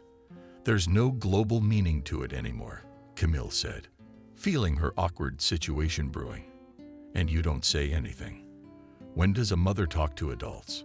Said Emily. It's about the fact that a woman should have her own personal space, a house or an apartment, and where she can unfold all her fantasy and create coziness. Have you been cozying up in a rented apartment until now? And if tomorrow there will be children, what then? You are also going to grow in someone else's apartment? She asked. Ethan's mom is working on it. We'll have everything. And what's wrong with a rented apartment? Half the country, half the world lives like that. So what? We can afford it. And there are those who can't even afford a rented apartment in our city. So there's no tragedy in it. And we're not planning on having kids yet, because we're not even married yet. We just decided to try to prove ourselves in a new relationship. Then we'll see what happens, Camille said. Emily's eyes grew wide, and she dropped the fork from her hands deliberately. Are you the one who's open to the possibility that you might go your separate ways again? At your age, they're not planning on having kids. Then why are you living together? Why aren't you still married? Because you're leaving yourself a lot of room to maneuver. God, how stupid are you in your 40s? The mother read. Both of them realized that they couldn't earn their mother's satisfaction under any circumstances, so they decided to be humble until their mother wanted to go home, and home she went in a bad mood. Chapter 9. The next unexpected guests were Christina and her husband William. They didn't really know Ethan yet, and had decided to get acquainted at the table today. Camille, how long have you two been together? William asked without implying anything. More than 6 months, I think. We've been living under the same roof for almost a year, Camille replied. Don't you have any plans to go away together, for example? That way you don't get bored. William and I are avid travelers. What am I telling you, Camille? You know all about it. We have to see one new country every 3 months. We've been all over the place. Holland, Switzerland, Spain, Malta. How many more are there? This time we want to go to some jungle in Africa. It's going to be a great experience, Christina said with incredible inspiration. Well, we're not going anywhere yet. Ethan has a lot of work plans for the coming months, and I'd rather be at home than fussing, said Camille. That's how girls spoil their men. Ethan, don't believe it if she pretends to be so ascetic. In fact, every woman wants new experiences to explore the world. Or you do not tell each other your desires, and then one day it all comes out in a big scandal. That's not how it is with William and me. We like to make the most of life. Christina was bragging too. No, we have some ideas too, but the timing is uncertain. We'll go somewhere too, Ethan replied. Ethan, it's not important. When the time comes, we'll do it again. Just don't get distracted from your projects. Only I realize how important they are to you, Camille said, trying to smooth things over. But what about fishing on the weekends? At least you'll let Ethan go there with us for company. Soon the season will start, and we can go hunting. Or are you the kind of people who take care of nature? William made a joke. No, fishing and hunting are sacred. I'd love to get out there for a couple days myself. It just has to wait. Maybe not even this season, because I really need to work now, said Ethan. Well, it's all clear under the car, the tune, the beach already. Don't listen to her, or at the next stage, they'll make you eat grass instead of meat. We know our ascetic mind, Camille joked back to Christina. When the boys went out on the balcony to smoke, Christina and Camille were left alone. So, what news? Is he ready? Asked Christina in a whisper. Ready for what? What do you mean? Asked Camille with surprise. You're like that schoolgirl, girlfriend. You've been together long enough. Isn't it time you got married and signed like normal people? Or are you against it too? Christina asked, perplexed. We haven't thought about it, haven't talked about it. We should deal with the present, leaving the future alone, said Christina. What a friend. Others are out of their skin to first at least somehow get a man on the common territory. What do you think this is done for? To actually take over his life and get into his life. It's a couple of crucial maneuvers before the marriage is official. In your case, you're lucky he's on your turf. Would you have gotten him to come to you or to him? Immediately girlfriend act, reminding him more often pretending that you are sad about it. I don't know. Think of different manipulations, Christina advised with a connoisseur's face. Do you think at our age manipulation is good for us? Camille asked ironically. At your age. On the contrary, you have to step up the dosage in everything. It certainly doesn't suit you to walk around in such uncertainty, said Christina. You know, Christina, we're having a good time today. Let's hope tomorrow will be good too. And I don't want to complicate things with abstract conversations, said Camille. Because you're stupid. He's working hard right now. Well, according to you. What's all this for? Right, to get back on his feet. And you're just convenient. Tomorrow he'll make you a lot of money, say goodbye, and you'll be broke. Apparently, that's where it's headed. He's got your attitude. You don't want anything. And he's happy because he doesn't have to worry about anything. You'll remember what I said Christina. Well, didn't the girls miss us? Ethan was already in the living room. Camille immediately switched to him and served dessert. The perfect married couple, Christina and William, gave many more tips and ideas. They went home well past 0 o'clock. Chapter 10. Ethan, you and I don't have a lot of counselors. I don't even know how to go on. We should ask someone right away. Why don't we invite one of your friends? Camille suggested, lying in bed and drinking her coffee on a day off close to lunchtime. There are some, but I'm saving their acquaintance for a rainy day, when you and I have no counselors left at all. There seem to be enough for now, Ethan said. And they both laughed. I have an idea. It's Christina's birthday tomorrow. She told me that she and William are going to a hotel in the woods that day. Let's go over there today and get some scotch and congratulate them. We won't be there long. Camille suggested it. I'm in favor of hearing some new advice. If it's not enough, we'll have to go on to our mothers, said Ethan. And they had another long laugh. Camille had to ring the doorbell for a long time before Christina opened it, and when she saw her friend with ears in her eyes, she was horrified. Come in. I'm home alone, she said. What's wrong with your eyes? Have you been crying? Camille asked, taking a seat on the sofa. It's nothing. How are you? Why didn't you give me a warning? I didn't even sneak home, said Christina. Indeed, in a spacious apartment with good repair was a terrible mess. It's not a big deal. You'll pick on it at your own pace. We're not your supervisors or mother-in-law. Where's William? Did you think we could chat about vacation options with him today? Ethan asked. Christina was about to say something, but tears got in the way. The words Camille had to make a cocktail of sedatives to calm her down a little and finally spoke out. He's at his place again. He used to hide at least shy, but now he doesn't care, Christina said. His own. Who's that? Asked Ethan, sincerely not understanding her words. Anyway, he's been into partying since the beginning. Last year, he picked up a girl in a club somewhere, lied to her about being single. Then she came over to our house. I had to deal with her myself. I thought about kicking him out, but he promised me it wouldn't happen again. He swore he only loved me.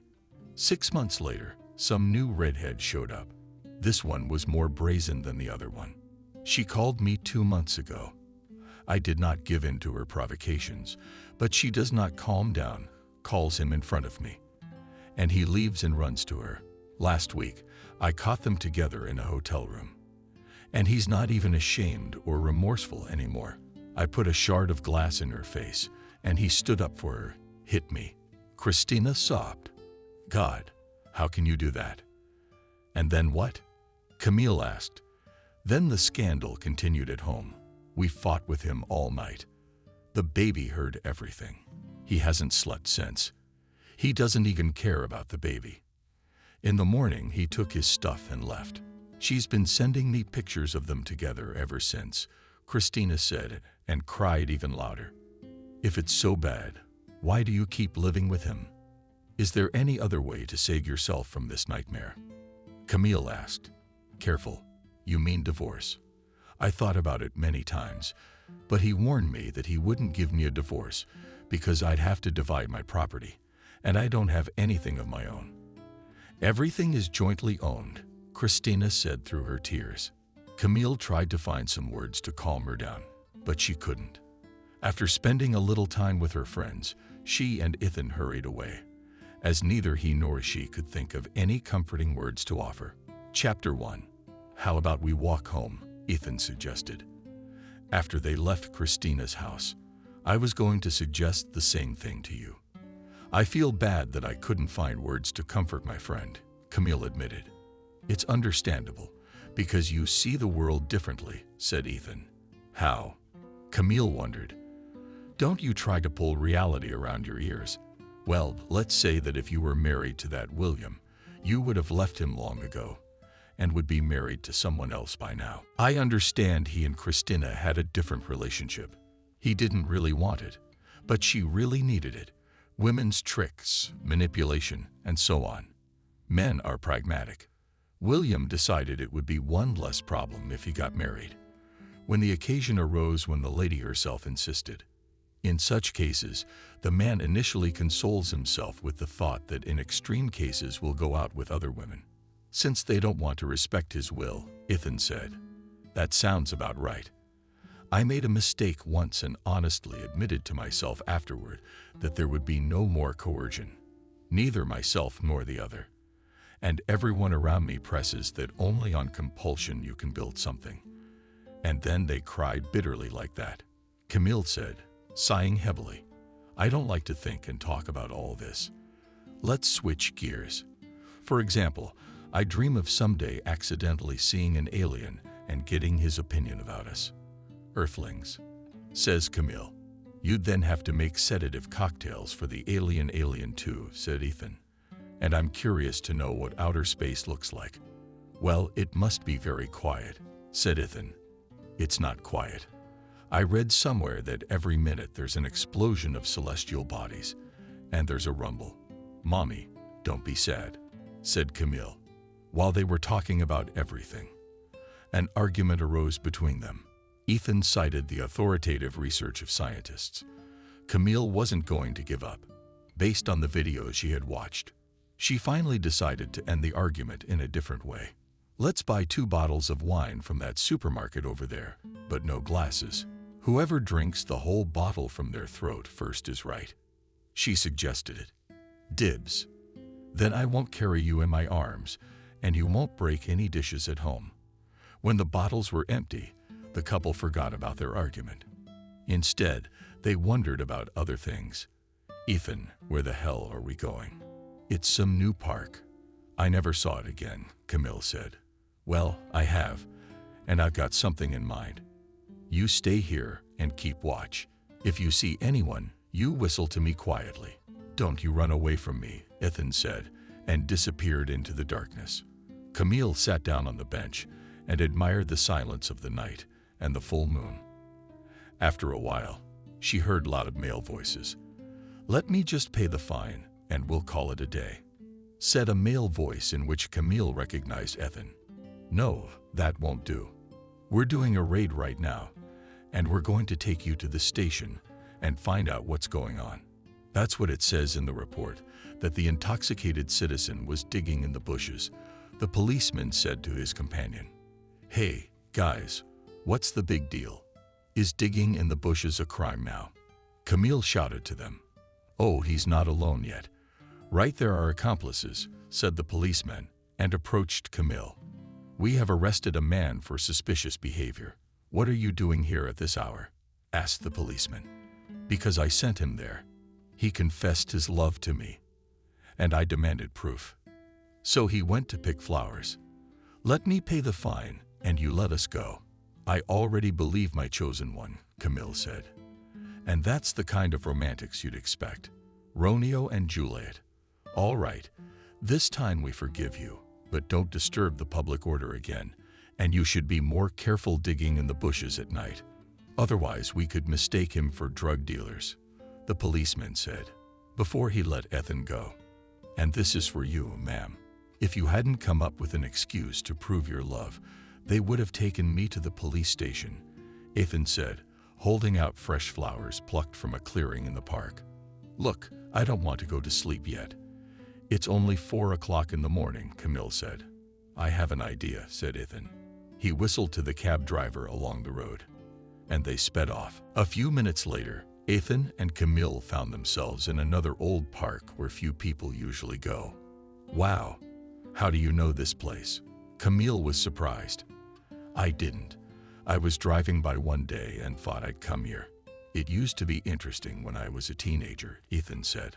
I remember seeing this park on TV when I was a kid. Those rides don't get out of my head. I remember my mom and dad decided to surprise me for my birthday. They'd brought me here, played all day till I fell off my feet, and now I'm just so nostalgic. Camille raved about it. I say we take a ride on the Ferris wheel. They say that if you make a wish at the highest point, it will come true, said Ethan. Take a walk around the city at night. A middle-aged couple sat down on the porch of a building. I can't walk anymore, Camille declared. I'm also too thirsty to drink water and then lie down and sleep for 3 days. I'm tired too. Shall we take a cab, or are you going to hang me? Ethan suggested. Let's find someone to carry you and me, said Camille, who was still tongue-tied. Finding themselves in the yard of his house, Camille had to sober up sharply. She didn't believe her eyes at first, but then she did. A man standing not far from the driveway turned sharply to the side and pounced on Ethan. Oh, so this is who you cheated on me with. I'll show you no. How does it feel to go out with other people's women? Camille, Noah's ex-husband, shouted and hit her in the face one after another. Camille was not confused. She deftly dragged Noah away and kicked him to the ground. During this time, Ethan managed to get up off the ground and was just getting ready to strike back, until Camille held him down. Don't do that. He'll drag you through the courts in return. If they take you away, I'll have no one to protect me from him, Camille begged. Meanwhile, Noah had regained his strength and attacked Ethan again. The fight lasted long enough until Camille started screaming at the top of her voice for help. It turned out that someone had already called the police at the beginning of the show. By then, they'd already arrived and had Noah in custody. What a crazy guy you had, Ethan said, while Camille tended to the wounds on his arms and body.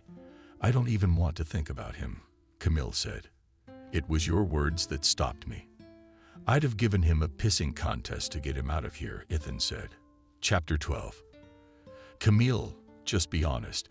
If you want to see someone close to you on New Year's Eve, let's invite them. I don't think it's going to be boring for the second year in a row.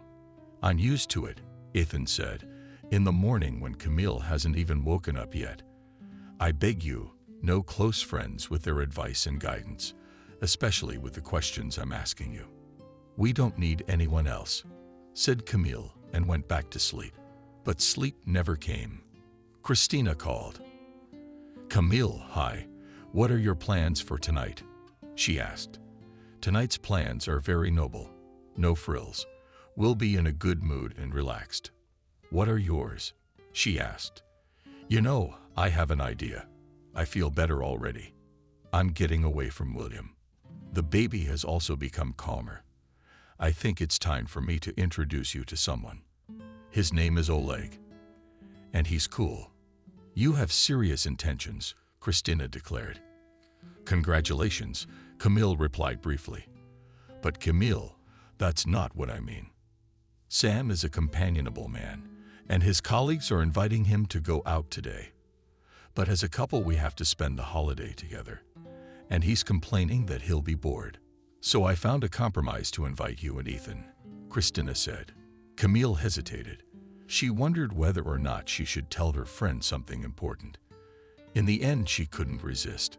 Crisis had just recently gotten rid of one problematic person at the cost of everything. Now would be a good time for you to keep your eyes wide open. A man wants to live his life the way he likes, and you ignore that. If this goes on, you'll find a compromise way to marry him off. And then it starts all over again. Oh, he doesn't love me. He's cheating on me, etc. You've been through this before. You don't need to make that mistake again. I'll tell you something bitter. You let him go with his friends and let him out of your heart and life. Keep your heart free so that a decent man doesn't run into a wall, Camille said. Christina did not like her friend's words. Camille, I'm not asking you for advice on how to live my life. I'm just inviting you to visit, she said. Camille realized that Christina didn't get the point, but she had no desire to explain further. She politely declined the invitation and hung up. As fate would have it, that was the end of their friendship. Camille began to prefer the company of people with other views on life. She was not sorry to lose those with whom she had different opinions. Chapter 13. Camille, I realize how much you dislike housework, but you will soon have to devote some time to it, Ethan said. My mom's coming to visit. Carefully, Camille asked. No, it looks like we'll be evicted from here, said Ethan. How come? What happened? Why are we being evicted? Camille was horrified. We are leaving of our own free will. A company owed our organization a large sum of money and then declared bankruptcy, and the assets are being distributed against their debt. My boss consulted with me about whether to take real estate or choose something else from their arsenal. I told him to go with real estate. He doesn't want to deal with the sale and other formalities. I offered to buy one of these apartments. I can't wait until I launch my project and the money comes in. It's a good deal. We're already settling in. I give part of the money, and the other part we'll earn over time. We'll solve the apartment issue. I will have more strength for my projects because I will relieve myself of tension. So soon we'll have a 2-bedroom apartment, Ethan said as he left for work. Camille found it painful to imagine their move. This was an important stage of her life. She had moved here once to get away from everyone and live only for herself. She had succeeded in partly living for herself. She learned to distance herself from people without having to, which she was very happy about. While she was thinking about all this, Ethan, who had recently left for work, called. Why did you forget something? She asked. Get dressed and go out to the yard. A cab is coming to pick you up. Sit down and come. He knows the address, Ethan said. Camille did not ask any more questions. Ethan doesn't like to be taken in by nonsense. If he asks for something, it's the right thing to do. As soon as she stepped out into the courtyard, a cab pulled up as well. She was driving while playing on her phone, so she didn't look at the road when she got out of the car. You saw a familiar building, and Ethan was standing in front of it with a bouquet of flowers. Marry me. Did you at least bring your passport? We have check-in in 10 minutes, Ethan said. I always have it with me in case they call me to check in. Camille said 10 minutes and showed her passport. Why are you being so rambling? Camille asked. And after they registered their marriage. Because after lunch. The real estate transaction will be our jointly acquired property, said Ethan. Oh, here we go. I hadn't even thought of that, Camille said. And she made a genuinely surprised face, but she's obviously lying.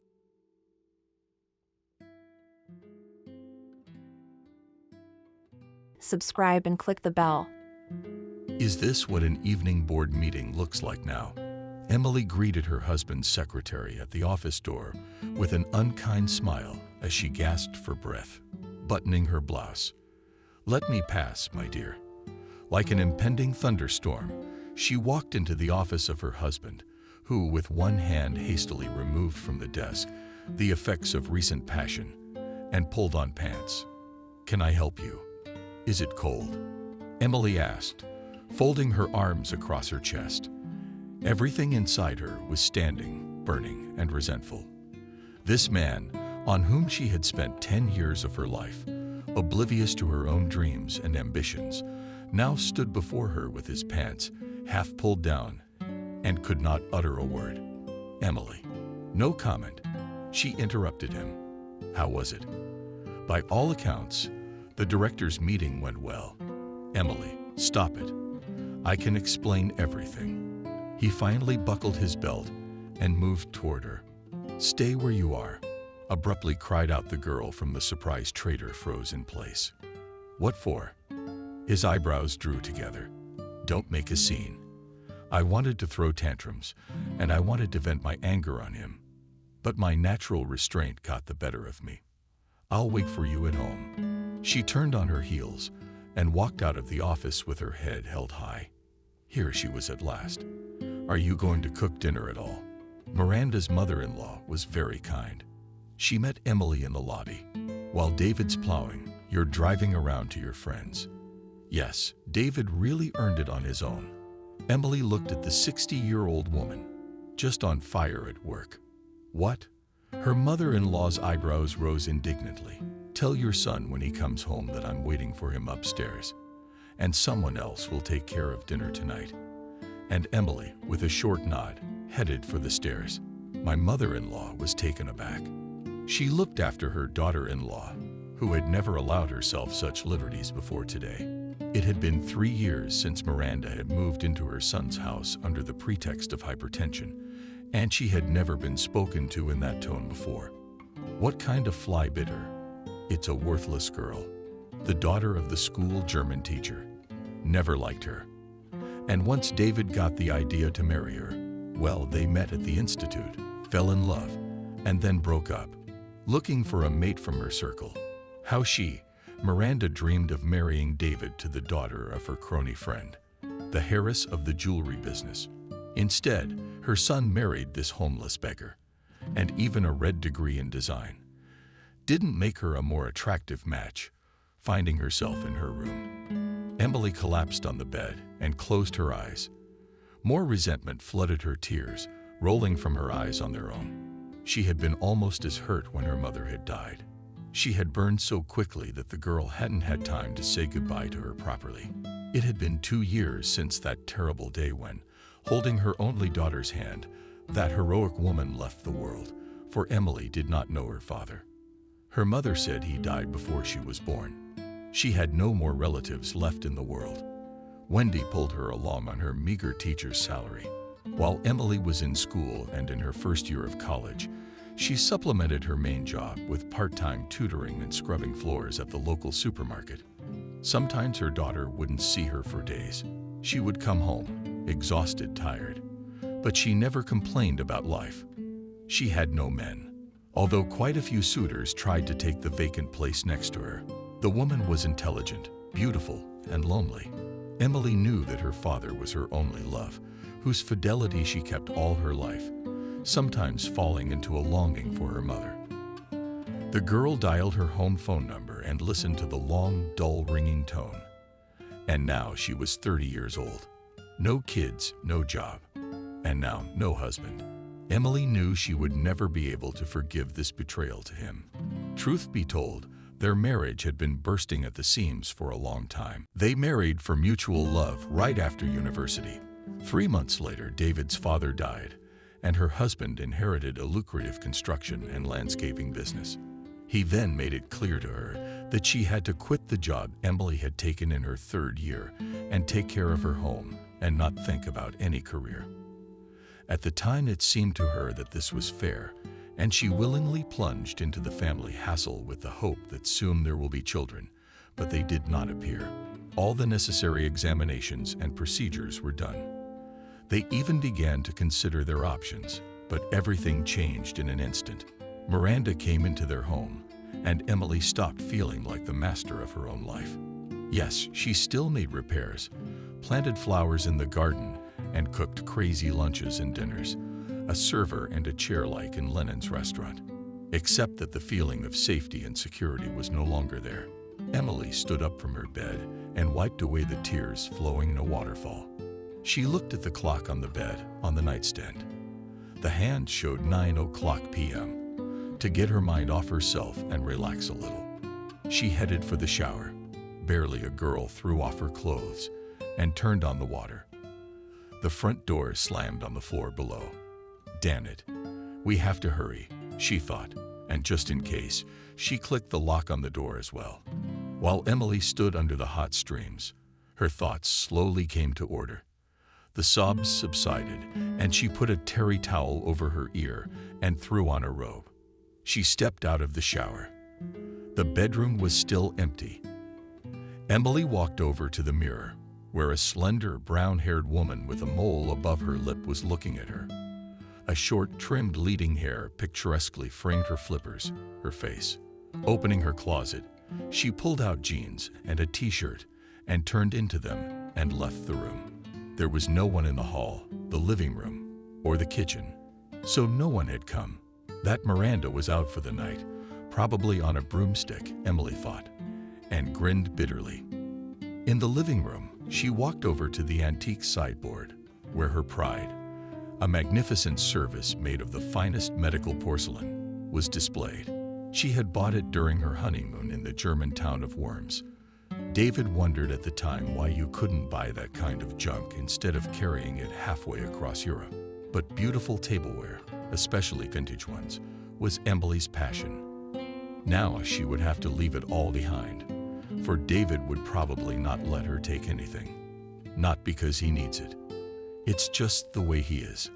There were footsteps in the hallway, and the next second she heard Emily's husband's voice. "You're the one." How she wanted to throw something at him. "I'm right here." She turned to him. "I want to explain, don't I?" He started to ramble as he sat down on the couch. "Come here, please." He pointed to the armchairs beside her. Emily went silently and sat down in the place indicated. She wanted to look him in the eye, to ask why. But she silently stared at the newspaper lying on the coffee table. She just did not have the strength to look at him. "You'll stay silent." His voice suddenly sounded irritated. "Really? You're not going to ask him anything? Or don't you care?" She finally found the strength to look at him. She saw a strange man standing in front of her. "Ask me what?" She grinned. "When did it begin?" "I'm guessing, because your evening meetings and business trips started exactly 3 months ago. Maybe earlier, though." "What's her name?" "I know that too. Helen. I think I know that she's 23. But you know the reason." David leaned back and put one hand on the back of the couch, showing he wasn't embarrassed. "I'm at a loss for ideas." Her voice trembled treacherously, but she pulled herself together. "Yes, because you've become so boring you want to forget. You're always in the kitchen or running around and taking your stupid China junk. Damn it, there's nothing to talk to you about except your pink tastes and your girlfriend's shoes. You only have wacky maiden, a tank with a curious nose and a sharp tongue." Maiden tank would not like it, Emily thought. She listened, and anger boiled in her soul with resentment. The girl could not utter a word, though she should have reminded this man that she had sacrificed a successful career, the dream of one day opening her own business for the sake of their marriage. About the fact that for 3 years now she had tolerated in the house his bored and selfish mother, who tried in every way to humiliate her. "Have you finished even?" Emily asked. Only her tightly pressed lips, which defeated her knuckles, indicated that she was very tense. "No," he was quiet for a second. "Helen is 5 weeks pregnant, to be exact. I think Mom will be happy she's finally going to have a grandchild or granddaughter." He spoke in such a casual tone, as if they were discussing a menu, a named lunch. It was a punch in the gut.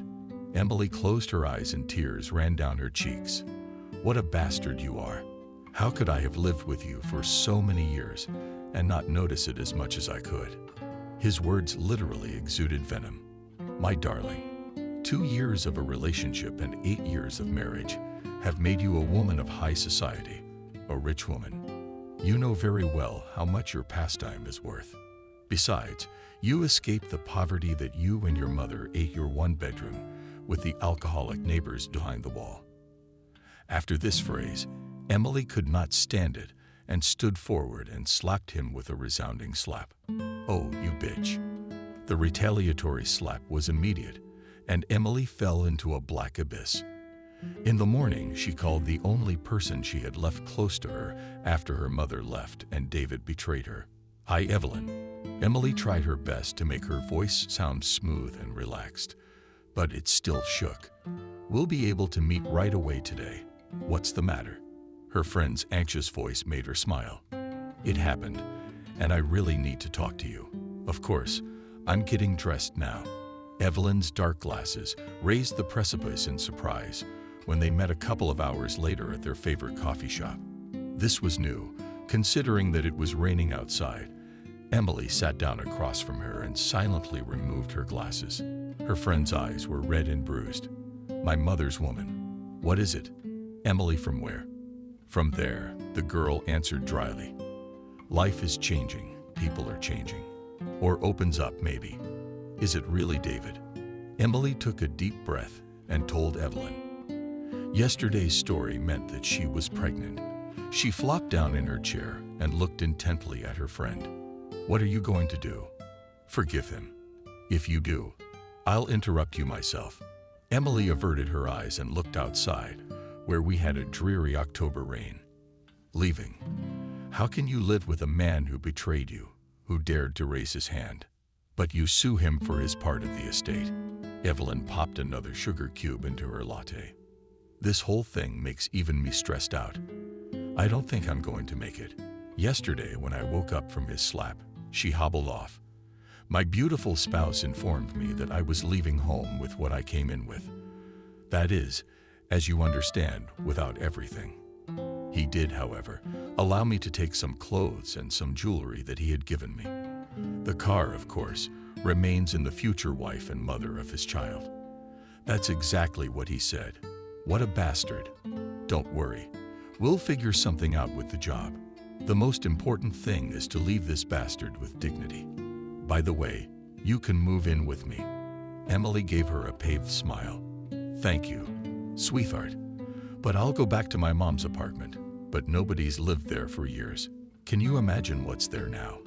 That's where Mom is. She's there in everything, in the books, on the shelf, in the picture frames in the air. And it's the only place in the whole world where I want to be right now." Really, she herself didn't notice the tears flowing from her eyes. Evelyn simply held her hand in silence as she mourned her pain and resentment.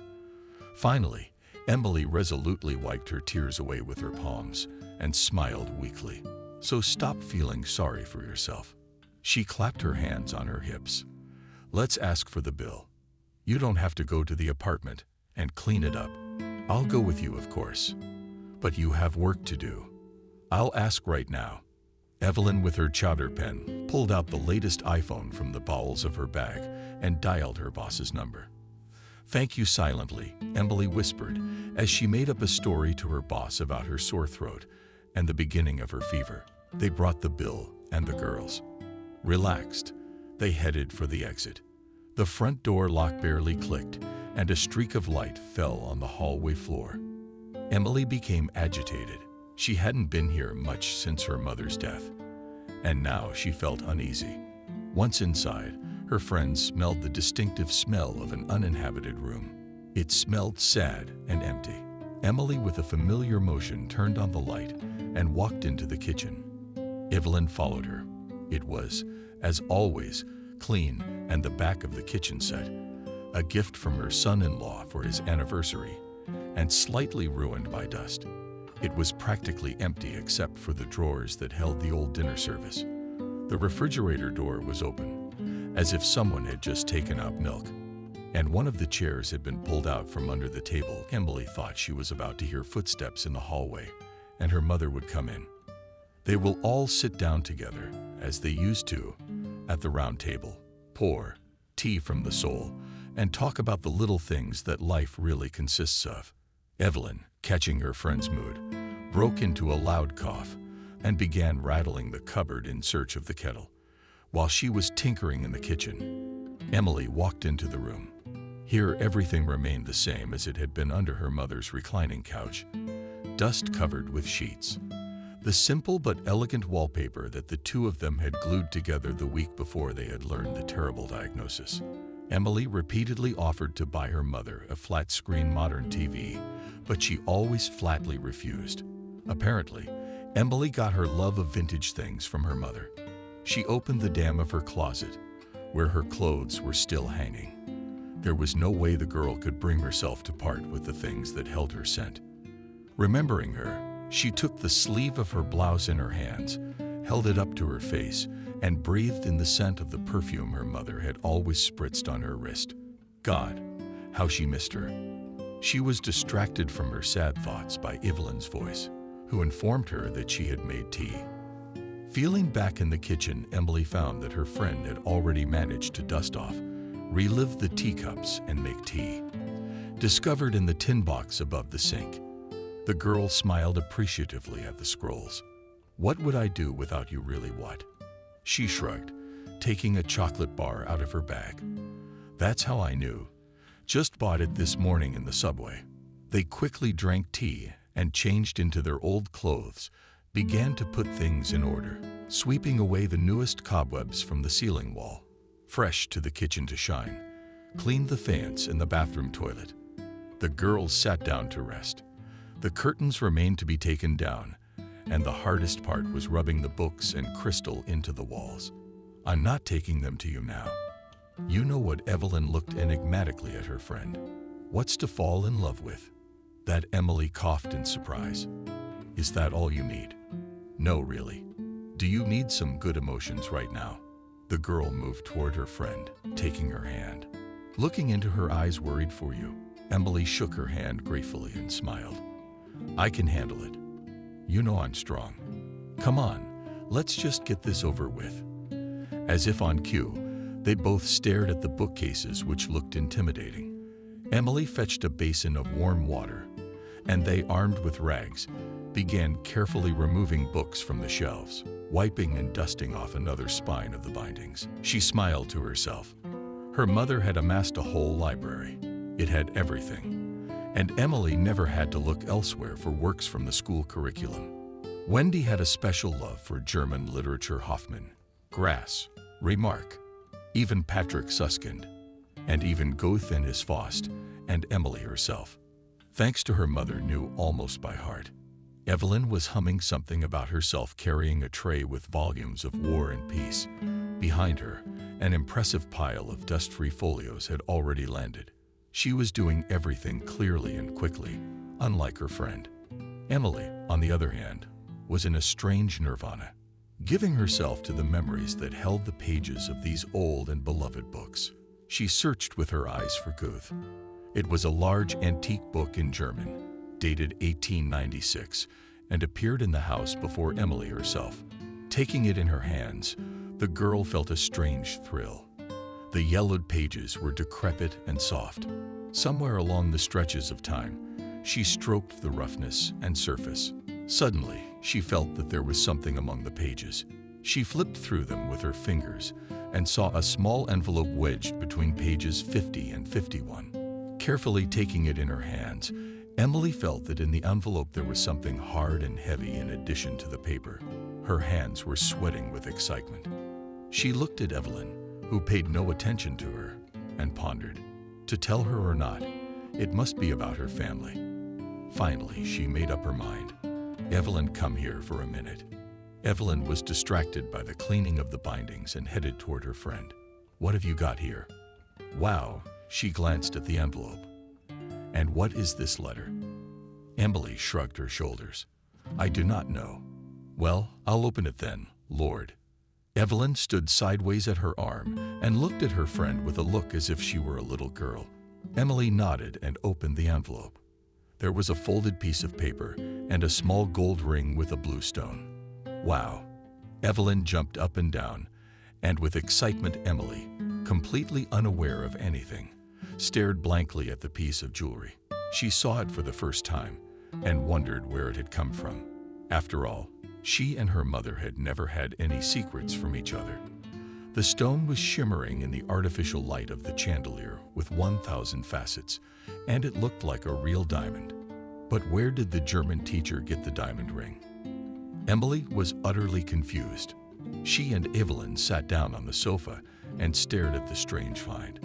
On the inside, there was a short inscription in German, A-S-H-A. A-S-H-A, what is A-S-H-A? Where did it come from? "Oh, look, Emily."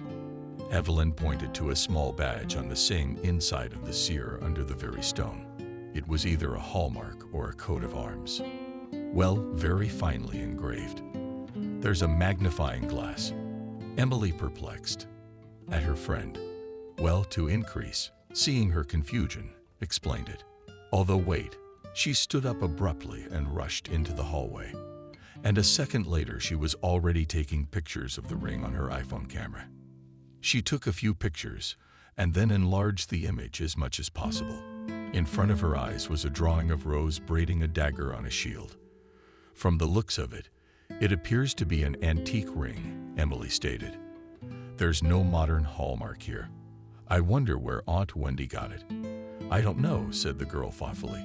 Suddenly, she remembered the piece of paper that was in the same envelope. When she unfolded it, she gasped. Her mother's handwriting. It was a letter written in German. In the upper left corner, Emily made out the floor, alas, flowery lines with an address. Germany, Rhine City, Trier, Beverly Strasse, 28A, Schwarzenberg. Holding her breath, Emily began to read you to thank God for diligently learning German under the guidance of the best teacher in the world. Dear Alex, I am writing you a letter again, which will probably remain in my books again. And I apologize in advance. I am very guilty before you, but I could not do otherwise. Believe me, I am punished in full, for being away from you is the greatest pain of my life. There's a lot you don't know. Maybe it's for the best. Otherwise, you would still be trying to find me.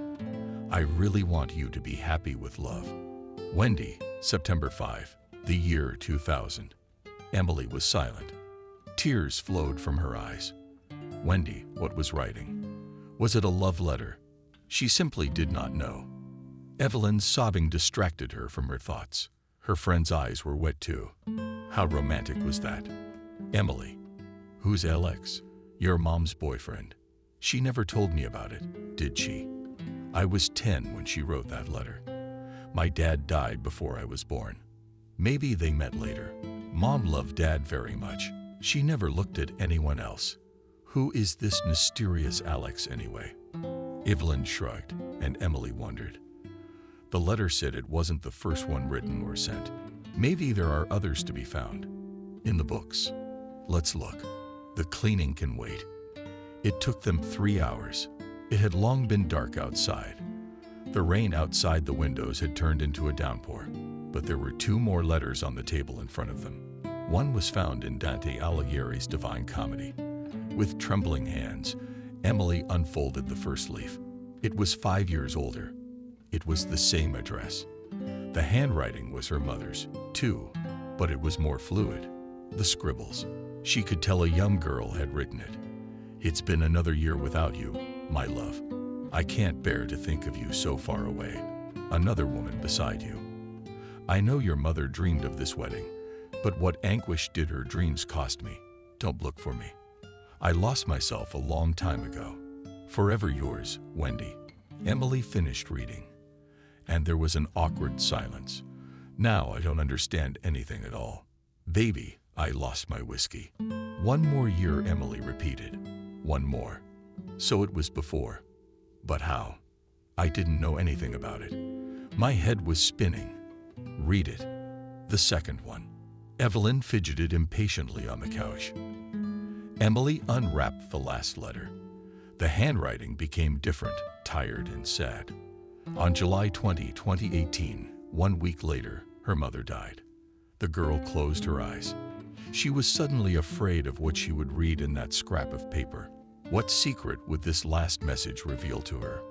My dear Alex, it is my last letter, my hopes to look into your eyes again. Alas, not destined to happen.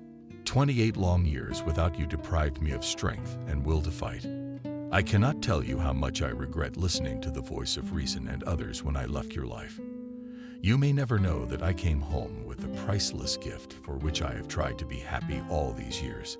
This daughter of ours is the fruit of the most incredible, endless love that has forever settled in my heart. Yes, I am guilty of hiding, of running away, of disappearing from your life, of robbing you of the joy of being a father to Emily. I deprived her of a father's care and love. I realize now how foolish I've been to live my life hurting myself. You and Emily. She doesn't know anything. I don't have the strength to tell her. Forgive me and goodbye. Love of my life. Forever yours, Wendy. The girls sat in silence, staring into the void. The truth was revealed so suddenly, so harshly, that they could not find the right words. Emily struggled to comprehend what she had read as recently as yesterday morning. She was quietly baking cookies in her country kitchen. Everything in life was certain, clear, and predictable. No secrets, no cheating, no letters. It seemed like years had flown by since that moment. So what should I do? Emily broke the silence. She ran her hands over the priceless pieces of paper that preserved the secret of her birth. Evelyn took her hands and looked at her friend Emily seriously. Do you realize what you have just learned? You have learned that you have a real father who does not know about you. What is there to do here? Emily looked up at her. I really want to find him. But it could be that he's already. Think happy thoughts. Evelyn interrupted her. You're half German, aren't you? She laughed at her friend's amusement, and Emily smiled herself. They spent the next hour finishing cleaning up and discussing grand plans for a family reunion. A couple of days later, Emily was sitting across from David at a huge table in the lawyer's office, signing the divorce papers. Just like that, within 3 days, thanks to connections, she had become a free woman. The divorce left her with personal belongings, some jewelry, and still a sense of dignity, which she proudly carried receipts to work, along with a bottle of champagne and a box of ether. So that was it, Emily sighed. When her friend met her at the front desk of the publishing house, 9 years of marriage were a thing of the past. Evelyn hugged her tightly. Well, that's good. I never liked him. That was the plain truth.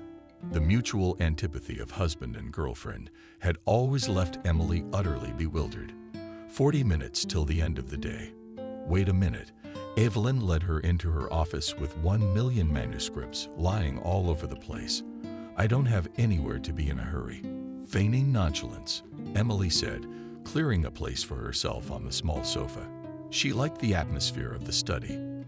There lived her creativity, 1,000 pieces of paper, in fine print, storing many stories, thoughts, and experiences. Lots of new names, addresses, booklets, from notes that were pasted here and there on the computer monitor, the system unit of the closet wall. Amadeus Publishing was considered one of the best in the region, and Evelyn, with her artistic taste for innate literacy, found her calling as editor. Emily herself, who graduated with a degree in landscape design, she dreamed of creating landscape masterpieces somewhere in the warm state, where there are no cold and snowstorms. Instead, she became a lonely, unemployed housewife and a divorcee to boot. These thoughts put her in a bad mood. She picked up the scrolls, picked up the first manuscript she could find, and before she knew it, she was reading. Ow, Earth to Emily.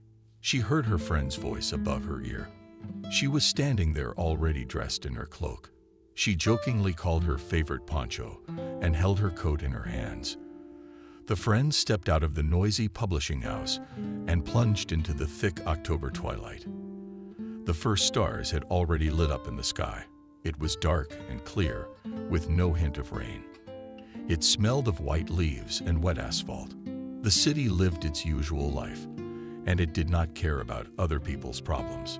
He was leisurely preparing for winter, shedding his last garments in Central Park and seeing flocks of migrating birds off into the distance.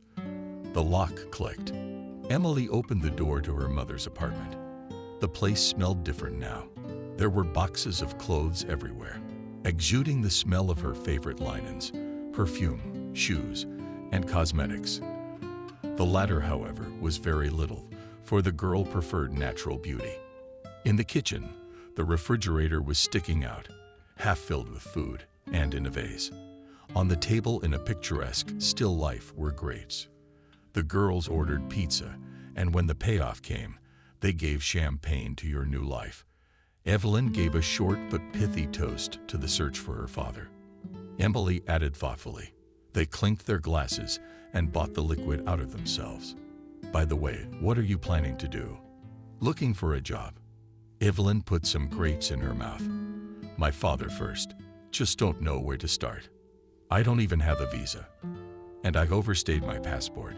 Probably also need to figure out what kind of capital I have now. I think I should go to a pawn shop. Evelyn squinted at the pawn shop. Do you want to sell the trinkets your ex-husband gave you? Yeah, I don't have any other options right now. I've got a couple thousand cash in my wallet and an equal amount on my card. What am I gonna do with it? Spending a lot of utilities, groceries, travel. Again, not to mention the money for a new passport, visas, buying tickets. Emily bought a sip of champagne. But of course, I can't help much with the money. But I will give you a price tip. Emily looked questioningly at her friend. She looked straight into her eyes. Rob called, which made Emily gasp for champagne in surprise. Are you out of your mind? What's the big deal?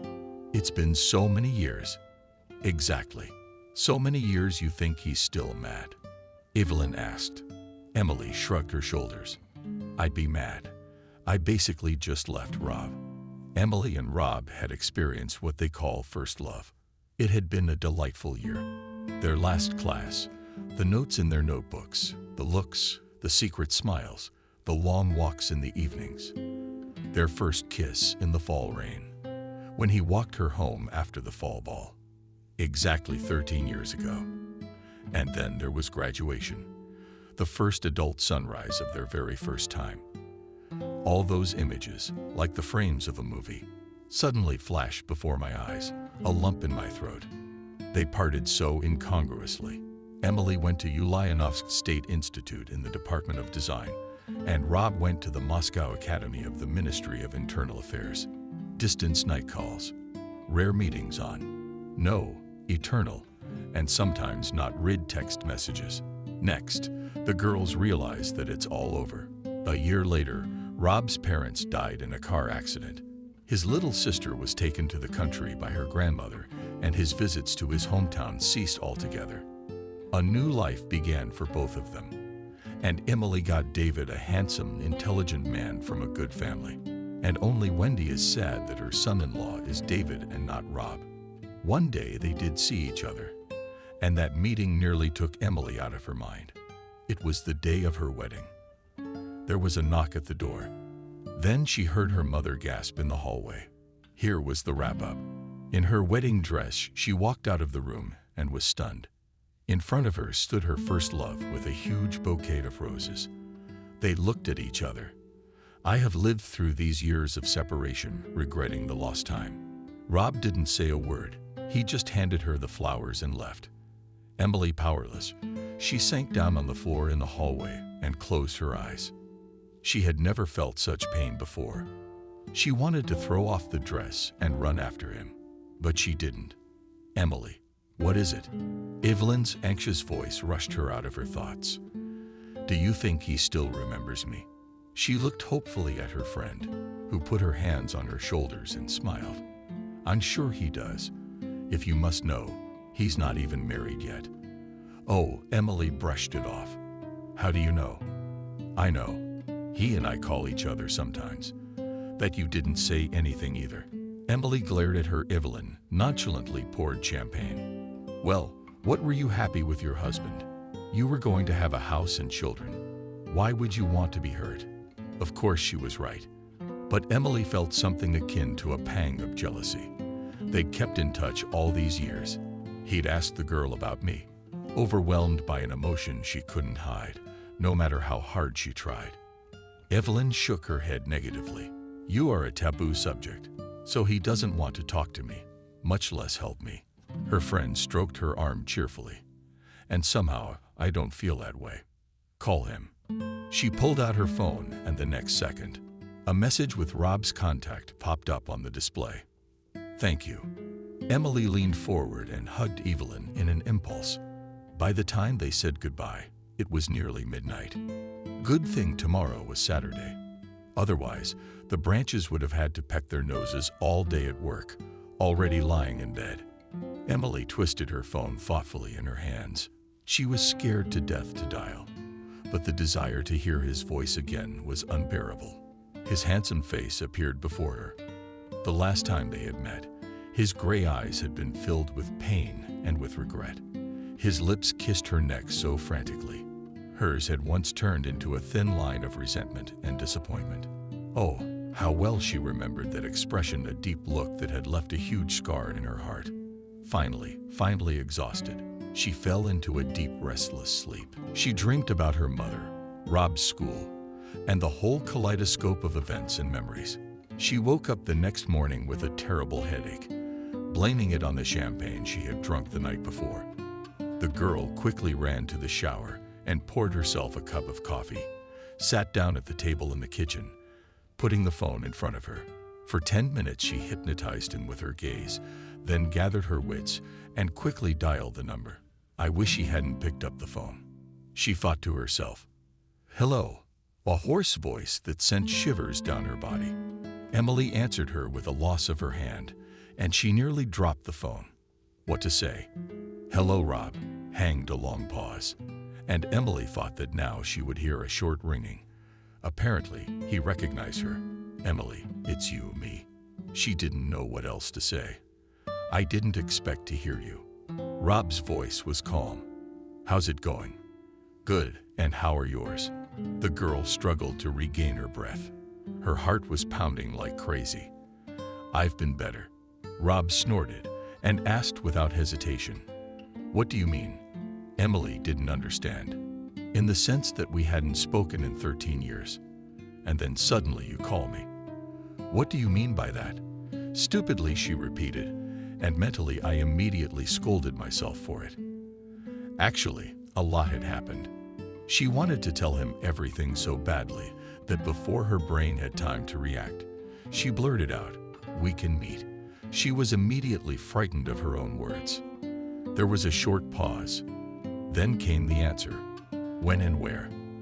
The coffee house, tomorrow 10 o'clock a.m. That would be fine. See you tomorrow. And Rob hung up. Emily stared at the phone as if it had grown ears. She did make an appointment. Yes, he said yes, didn't he? The tea went cold. Emily poured it down the sink and mechanically washed the cup and put it in the fridge. Did Evelyn bend the stars in delight when her friend told her about this morning's conversation with Rob? That evening they sat in the kitchen again, drinking instant coffee with steeped milk. An abomination, in Evelyn's opinion, but the day before Emily had bought a cappuccino and beat the wonderful milk foam with it. She sprinkled a little cinnamon on top and turned the ordinary black liquid into a delicious drink. Just like that. She smiled, embarrassed. Tomorrow's the meeting. Well done. Evelyn took a sip from the foam as well. A funny mustache was left on her upper lip.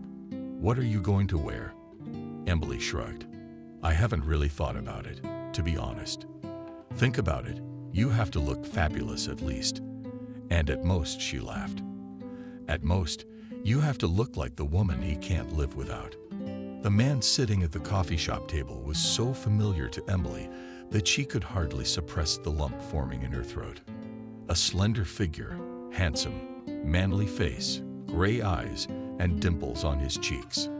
When he smiled, he rolled onto the table and rubbed the menu pamphlet in his hands.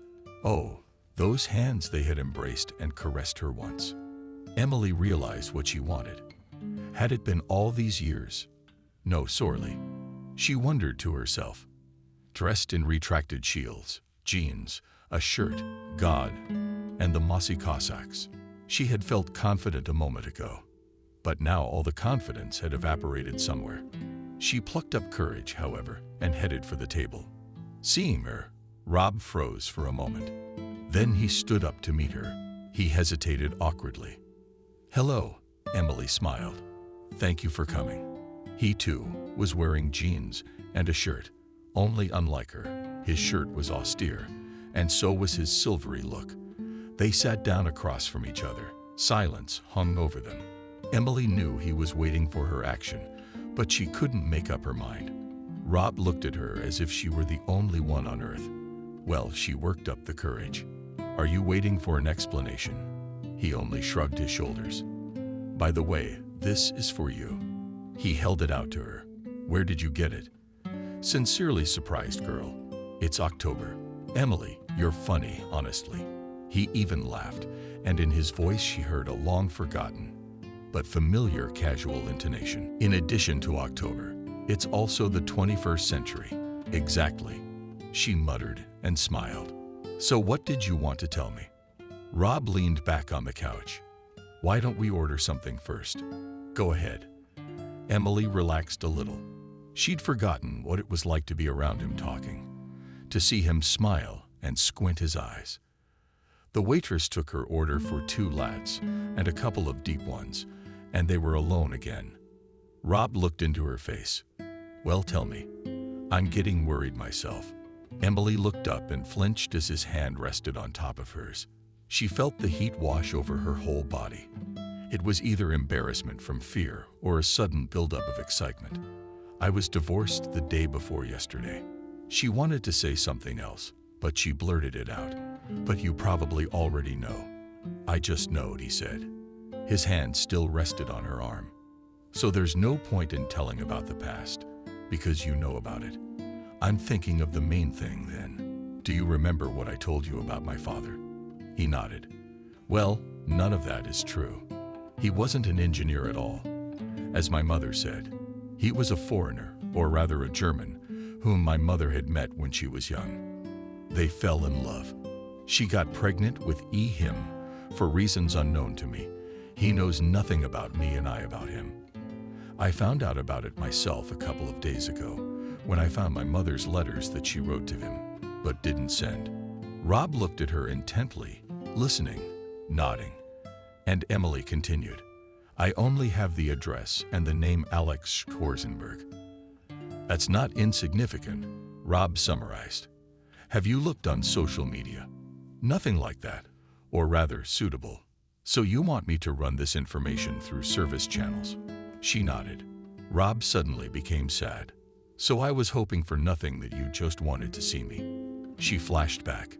Of course I wanted to, but I was embarrassed. I was scared to death that you were holding a grudge that you wouldn't forgive. He looked at her, and his eyes suddenly sparkled. I forgave him long ago. As a matter of fact, I shouldn't have held a grudge. After all, our breakup was my own fault.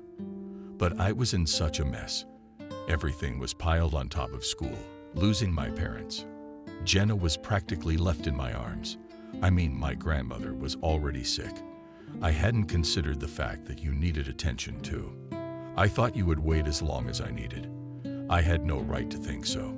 A traitorous tear slid down Emily's cheek, as if a huge boulder had fallen from his soul after his confession. I waited. It's just that when you were completely gone, I thought you didn't need me anymore. So I decided to move on with my life. And when you came to my wedding day, I wanted to run after you, but I didn't because of David, because of my mother. He looked at her with all his eyes, just as he had 13 years ago. And that look was mesmerizing. They'd brought their order to distract them somehow. Emily drank a sip of the fragrant liquid. Emily. Rob looked out the window at the gray sky with a smile. You haven't changed at all. I haven't lost sight of you. Evelyn and I have called a lot over the years, and she's blabbed to me about everything about you, even though I didn't ask. And for that, I am immensely grateful to her. We'll find your father for sure. It's just going to take time. I don't work for the authorities now. Why did the girl raise her eyebrows in surprise? You have dreamed about it almost since first grade, haven't you? I worked there, but not for long. My grandmother died. Jenna got cancer, and I had to quit my job to devote all my time to her. I had no one else besides my sister. Emily was stunned. She remembered very well. Rob's little sis. A ruddy little girl with blonde pigtails and silver like her brother's eyes. Jenna has cancer. The girl repeated the word. It was as if she couldn't believe it. Rob nodded. A bone marrow transplant is required, but it costs a fabulous amount of money. I took out a loan for the maintenance therapy. But a job as a security guard in Europe still doesn't cover all the costs. But you don't have to worry about that, he warned Emily. Oh my God, Rob, I want to do something to help. He shook his head. I'm afraid there's nothing you can do. And I can see her. I can come and visit you. You want to come and visit? Reluctantly, Rob asked. Really, of course. Emily perked up. If you don't mind, He grinned and touched the edge of the glass with his finger. Frozen Jr. Actually, I don't mind. But Jenna won't be happy about it. Why not? Emily was surprised, but she thought it was clear. I'll find something to say, but then we can go right now. If you're not busy, of course. It's just that it's my day off, and I promised my sister a walk in the park. I'm free. Then let's go. He put the bill on the table and gave Emily a hand, taking her dressing room number. Rob walked confidently to the exit, and the girl, grabbing flowers and a bag, hurried after him, and one of them never touched me. When they got into the novelist's car, Emily asked him to stop by her house. There she pulled her favorite Italian handkerchief out of the closet and, putting it in a bag, left the apartment. Where are we going? Puzzled, the girl asked as they drove past the street where they used to live.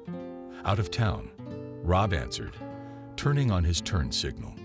When Jenna got sick, we sold my parents' apartment and bought a small house in the suburbs to be closer to nature. There's fresh air, a river, beauty there. He caught a glimpse of his companion. Have you changed your mind about going? No, of course not. Just asked Emily, something confused, and stared out the window. They drove almost all the way to the village in silence. Finally, Rob's Lacetti stopped outside a small house, boarded up in white and surrounded by a white wooden fence at night. Obviously, all its charms Blue left here in the yellow grass of the forest, but studded with fallen leaves in the fire on the red rowan trees near the porch. Emily smelled as soon as he got out of the car near the fence to the track of the chassis on the master's bench, spread out in the trees. Carefully, with the hand of the departed September, Rob was working the wicket door, letting the guests in front and right onto the path in front of them. With a happy bark, a huge shaggy dog came out. Emily cried out in surprise, and the animal began to cash her hands frantically, wanting a package. Look at him, Rob grinned. He patted it on the withers. And you turned him to the girl. You wouldn't know. Emily squatted down beside the dog, his tail lolling. Sherlock, does he really have to be 14 now? Yes, she remembered the time they'd walked together. Then just a silly puppy on the boardwalk in the park. He had changed a lot since then. One thing remained the same, however, his easygoing nature and cheerful disposition. Emily hugged that head and smiled at her, suddenly so nostalgic that it gave her a sweet tickle under her spoon. She and Rob stroked Sherlock and looked at each other. A woman's voice came from somewhere.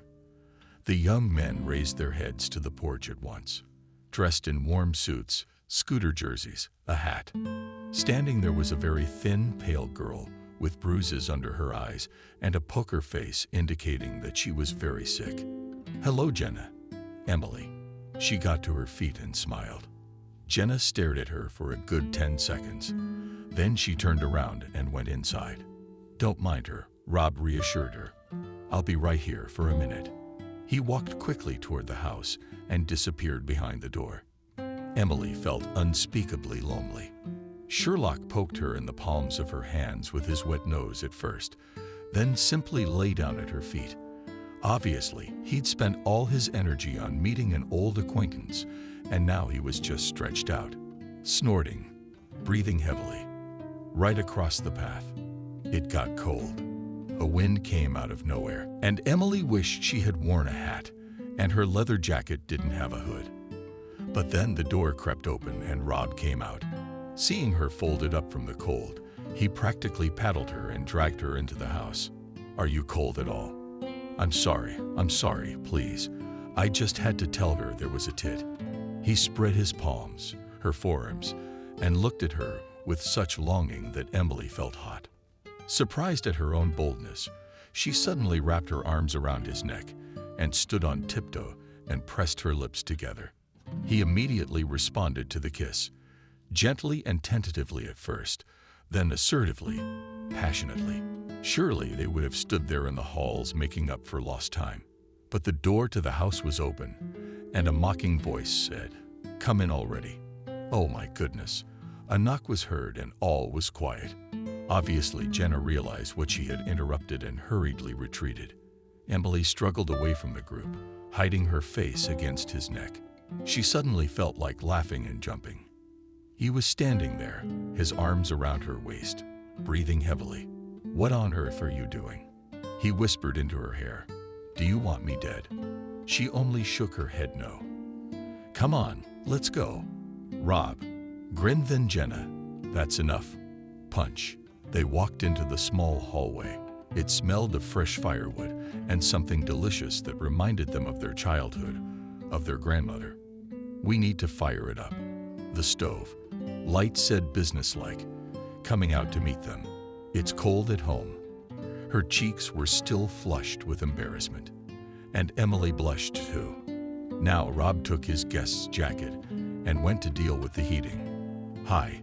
Sveta stared at Emily point-blankly. "Come on in." The girl nodded and went into the room where the owner of the house stacked firewood.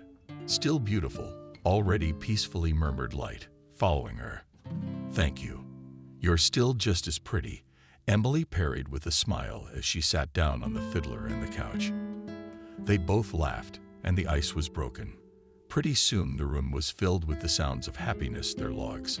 Emily looked around the room where they were sitting. There were 2 more doors.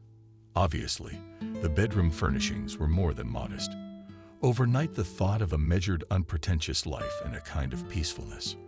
With that of the modern things, the guest noticed a TV, a vacuum cleaner in the corner, and a cell phone standing on the charger. The whole atmosphere took her somewhere far away, and Rob misinterpreted her gaze. He explained, "Having sold the apartment, we bought this house because it was not expensive, and with the remaining money made the operation. Plus we had enough for a few more courses of chemo. That wasn't even in the kitchen yet." The Light snickered, raised a tablecloth on the table. "Let's eat already. My appetite's awakened today. You're not allowed to stand at the stove." The older brother frowned. "Was setting something up in there. I didn't scare you. I just put the chicken and potatoes in the oven. So don't be fooled by the foie gras tonight." She turned and disappeared into the doorway. Emily got up from the couch. "I'll go help her. I'm glad she hasn't lost her sense of humor."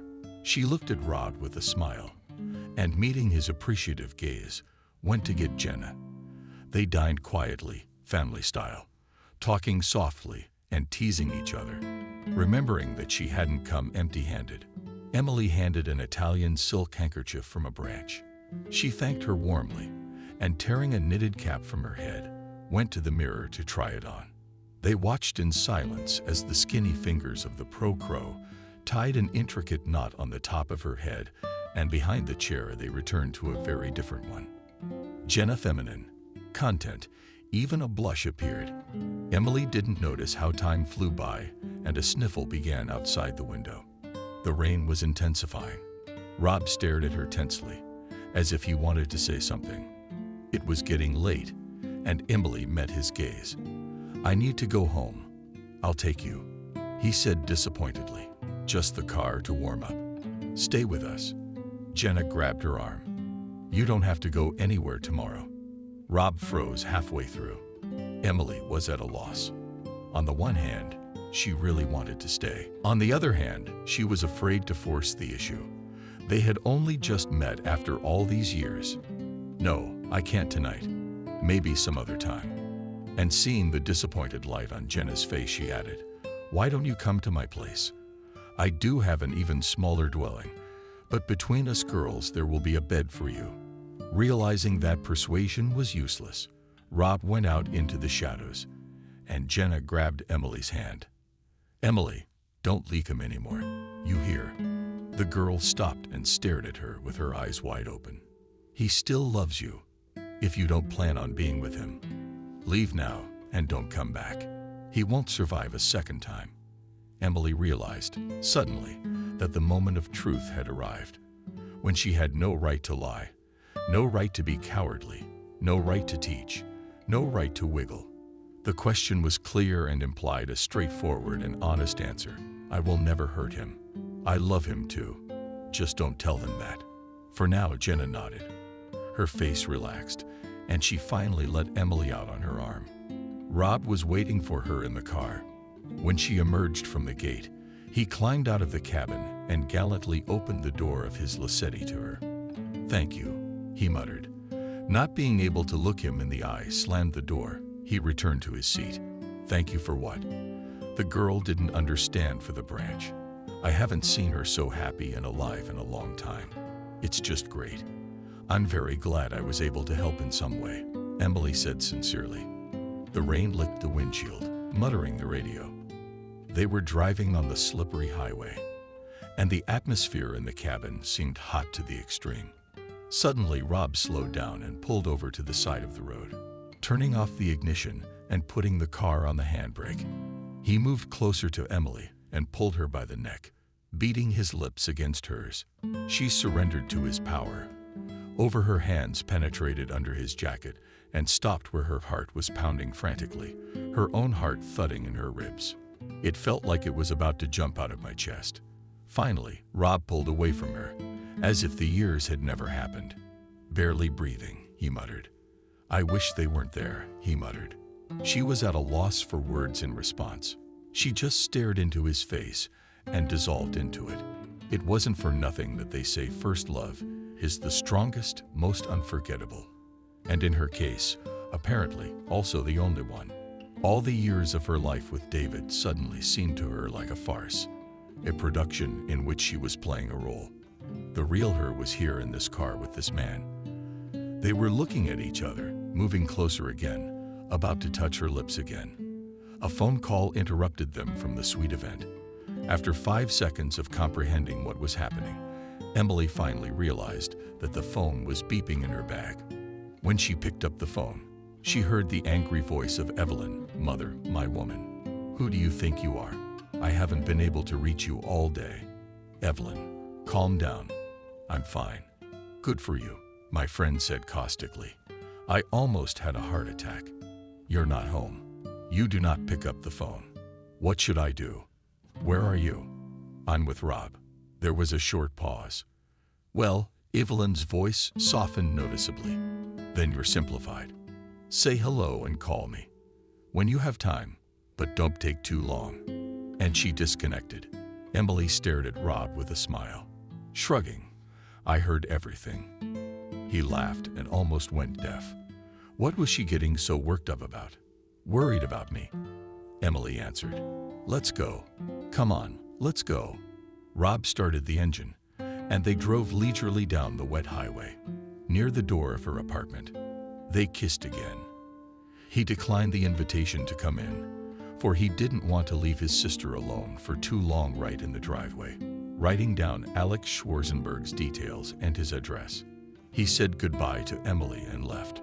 Once home, Emily ran to the shower, jumped into bed, and dialed Evelyn's number and told her about the events of the day. She listened attentively, occasionally inserting phrases like, "Wow," and "I'm shocked." They chatted for about an hour until Rob texted me, "Thank you for the day." Emily smiled to herself and, closing her eyes, instantly fell asleep. It was quiet in the pawn shop, except for the cognacs of a huge antique clock standing as decoration near the counter under glass. The display case was full of things and rings to cameras and video recorders brought in by people in need of money. Emily felt extremely uncomfortable and insecure in her bag was everything she got from David.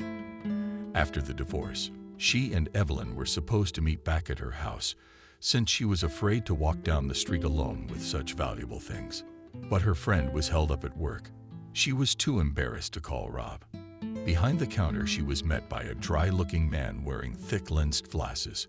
She looked like a leprechaun and laid out in front of him everything she had brought, namely, a pair of gold earrings with diamonds, a platinum ring with a scattering of tiny emeralds, a gold watch, and finally, an engagement ring.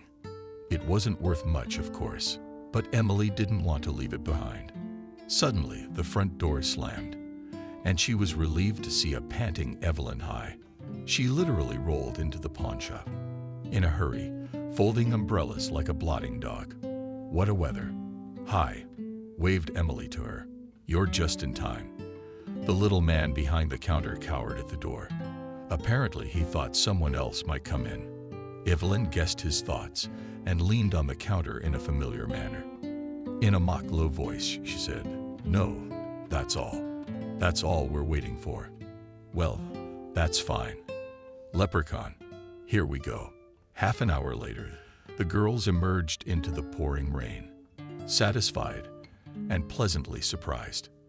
The money they got for the jewels should be enough to cover their first time out of work, to find their father, and to go to Germany. "So much for my unsuccessful family life," Emily joked, clutching her purse with the money. The cab Evelyn had ordered stopped near them, and the friends hurried to it. As they drove to Emily's apartment, Rob called. She heard his low voice in the receiver. "Hi." The girl didn't notice how her face blurred into a smile. "Baby," she rolled her eyes and turned away to the window. "Emily, there's news about your father so quickly." She was surprised. Yes, there was silence on the phone, and Emily's insides went cold. "He's dead." "No. What are you saying?" "He's alive." Emily's tears suddenly flowed. Her hands were shaking, so she was afraid to drop the phone. "Can you come and tell me everything?" "Yeah, just a couple of hours to get the medicine off the branch." "Okay, thank you." Evelyn, anxious, looked at her friend. "So, what's going to happen there?" "He's alive." Emily laughed through her sobs. "My father is alive." Her friend looked at her and tears suddenly flowed from her eyes too. Continuing to cry, the girls embraced. The cab driver looked in the rearview mirror at a loss, pondering whether to tell them they were both drinking or not to get involved in this confusing matter. The girls were sitting in the kitchen with a bottle of valerian on the table in front of them. The time dragged on endlessly, so when the beep of the long bell sounded, they both snapped out of their seats. "Evelyn, hello," smiled Rob. When they opened the door for him, "What's up?" He froze, looking at the excited faces of the girls. "Come in," Evelyn commanded quickly. "Don't, Tommy. We're dying of impatience." The young man squeezed into the cramped hallway, which seemed to have shrunk in size, and began to take off his shoes. Once he had already accepted, Evelyn pushed him into the kitchen and sat him down at the table. Seeing the valerian, Rob grinned. "I think I missed it." Both girls looked at him with such a look that he hurriedly opened the folder he had in his hand and pulled out several pieces of paper and the fine print, handing them to Emily. He said, "Here you go, princess. You are in for a big surprise." Emily carefully took the documents and sat down in a chair. Her strength suddenly left her. Her head felt dizzy. "Don't worry, that's what you whispered to Evelyn. Read it to me." She began to read. Extract from the Register of Noble Families of Germany. Alex Manfred von Schwarzenberg, 12th generation. Date of birth, June 12, 1961. Place of birth, Germany. Rhineland-Palatinate. City of Trier. Parents, Hans Friedrich von Schwarzenberg and Birgit Elisabeth von Schwarzenberg, née Kaiser. Higher education in the humanities. Specialties in history, international relations. What followed were many dates of events and documents that told a brief history of Duke von Schwarzenberg's life. Emily stopped reading. She was confused and bewildered. Her father was a duke, and in the 12th generation too. Unbelievable. "Oh, Mother, how could you keep all this from me?" she thought bitterly. "My mother is a woman." Evelyn broke the silence in the kitchen. "Before you now, we must call your ladyship. No more, no less." She laughed. "Vid, stop it. I can't believe it. It's all true." She turned to the other side. He nodded affirmatively. "There isn't a picture?" she asked hopefully. "Alas, no. That's all I could find." "Oh my God," said Emily. "I thank you so much." "You're welcome," he answered and somehow became sad. He watched her absorbed with the news of her origins. Suddenly, he thought there was no place for him in her life again. "But," pronounced Rob, slapping himself generationally and rising from his stools, "if you don't need me anymore, I'll go." Emily frightenedly grabbed his arm. Evelyn tactfully walked out of the kitchen. "Wait, don't go, please, Emily." He looked directly into her eyes. "I'm not stupid. I know you're going away to look for your father now. And that is the right thing to do. But he won't come back here, Leave me again. I don't want to die of longing for you again. Let me go now, please." She looked at him without taking her eyes off him. I can't lose you again like last time. And if you leave now, I'll follow you, and I don't care how it looks. You need to think. You have another interesting destiny ahead of you. There is nothing in my life except the work of hospital wards of debts for treatment off the branch." He held her hands, and silver in his eyes, the sadness of the world. "But I want to be in your life too. Yes, I will find my father, but he may not want to see me either. Who knows? And even if he does, it won't change anything. I can't let you go." At that moment they heard the front door slam. It was Evelyn who went home, leaving the two of them alone. Rob stood across from Emily, hesitant to believe what she had just said. She was looking at him so openly and sincerely. Her lips flushed her cheeks. "Reflections don't tempt me. Emily, don't tempt me." "Rom, I've been begging you for minutes now," in a feigned angry way, she said. "After all, I must keep my dignity." He smiled and brought his face close to hers. She immediately guided her hands and his neck lightly. He pressed his forehead against hers. "You understand that I still can't breathe evenly when you're around." "I could say the same," she whispered back. "The hell with you, developing it again. What didn't the girl understand?" "Yes, my heart," he laughed nervously. "I can't give up the joy now, to hold you in my arms, to kiss you until you make me, like our first time at the prom." "Remember," she nodded. Pulling away for a moment, he picked her up on his arm, carried her into the room, and laid her gently on the couch. Time stood still, as if there had been no 13 years of separation, no resentments, no misunderstandings. There were only two men and women in love, longing for each other, so that the world around them ceased to exist. This evening belonged only to them. And then what would happen? It took a month and a half to apply for a new passport and a Schengen visa. During this time, Emily and Rob became close and practically never parted. Emily often went to the farm. She went for walks with Jenna, and the weather was fine. At the end of November, the days were clear and frosty. Finally, a one-way ticket to Philadelphia, Frankfurt, was bought, and Emily got busy packing her bags. As her departure drew nearer, Rob became withdrawn and moody, and did not answer his phone for long periods of time, disappearing into thin air. Then one day he showed up at Emily's house drunk. She had never seen him like that. Without saying a word and putting him to bed on the sofa, she sat there for a long time, gazing into his familiar face. In the back of her mind, she understood the reason for his behavior, but there was nothing she could do to change this trip. She waited with excitement and impatience, and he must have understood those feelings. After all, this was her father we were talking about. Rob woke up the next morning and apologized at length, and left without even kissing her goodbye. The flight was scheduled for December 23, and Rob volunteered to drive her to Philadelphia in his car.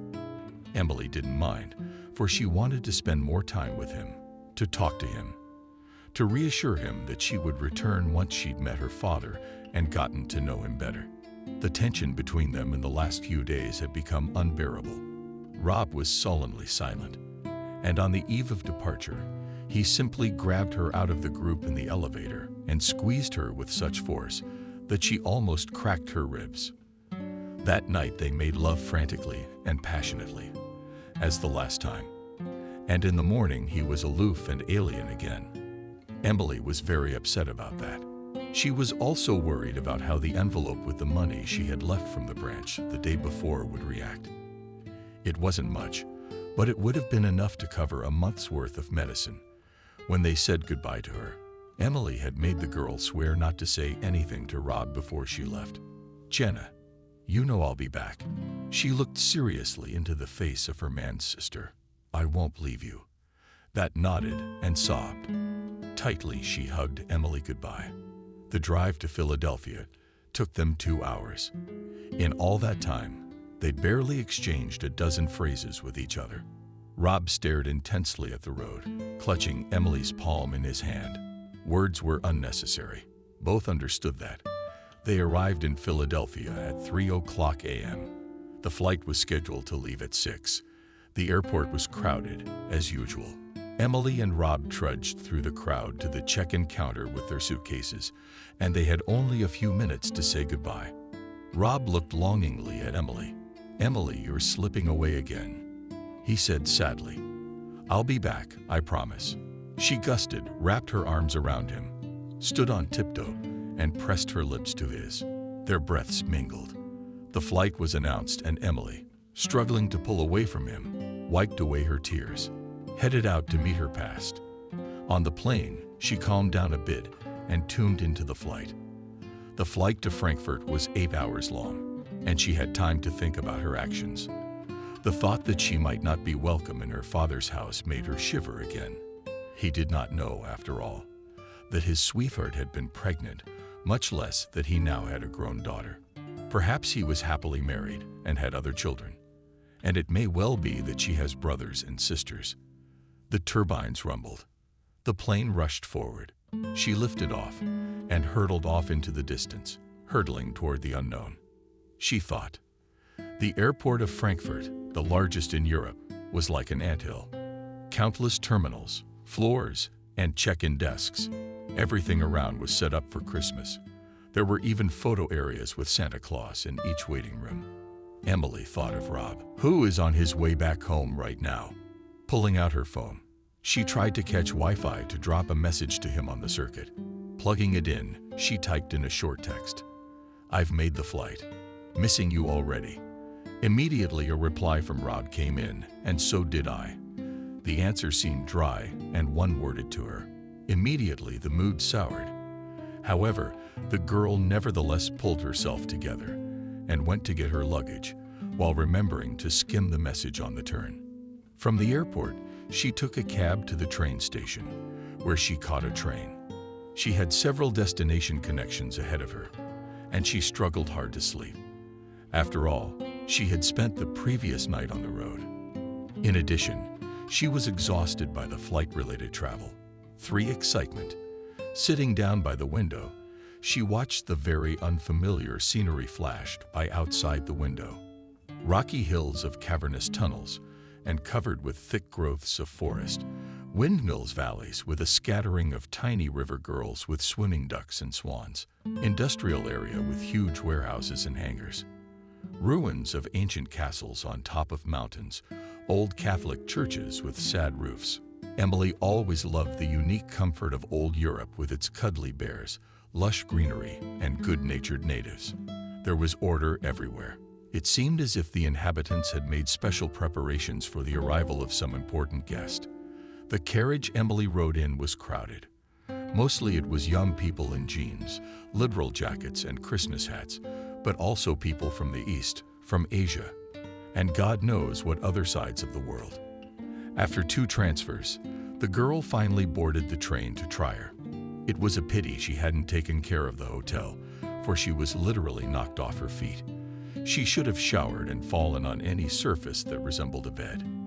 Besides, she was unbearably hot in her coat and warm boots, which seemed too light.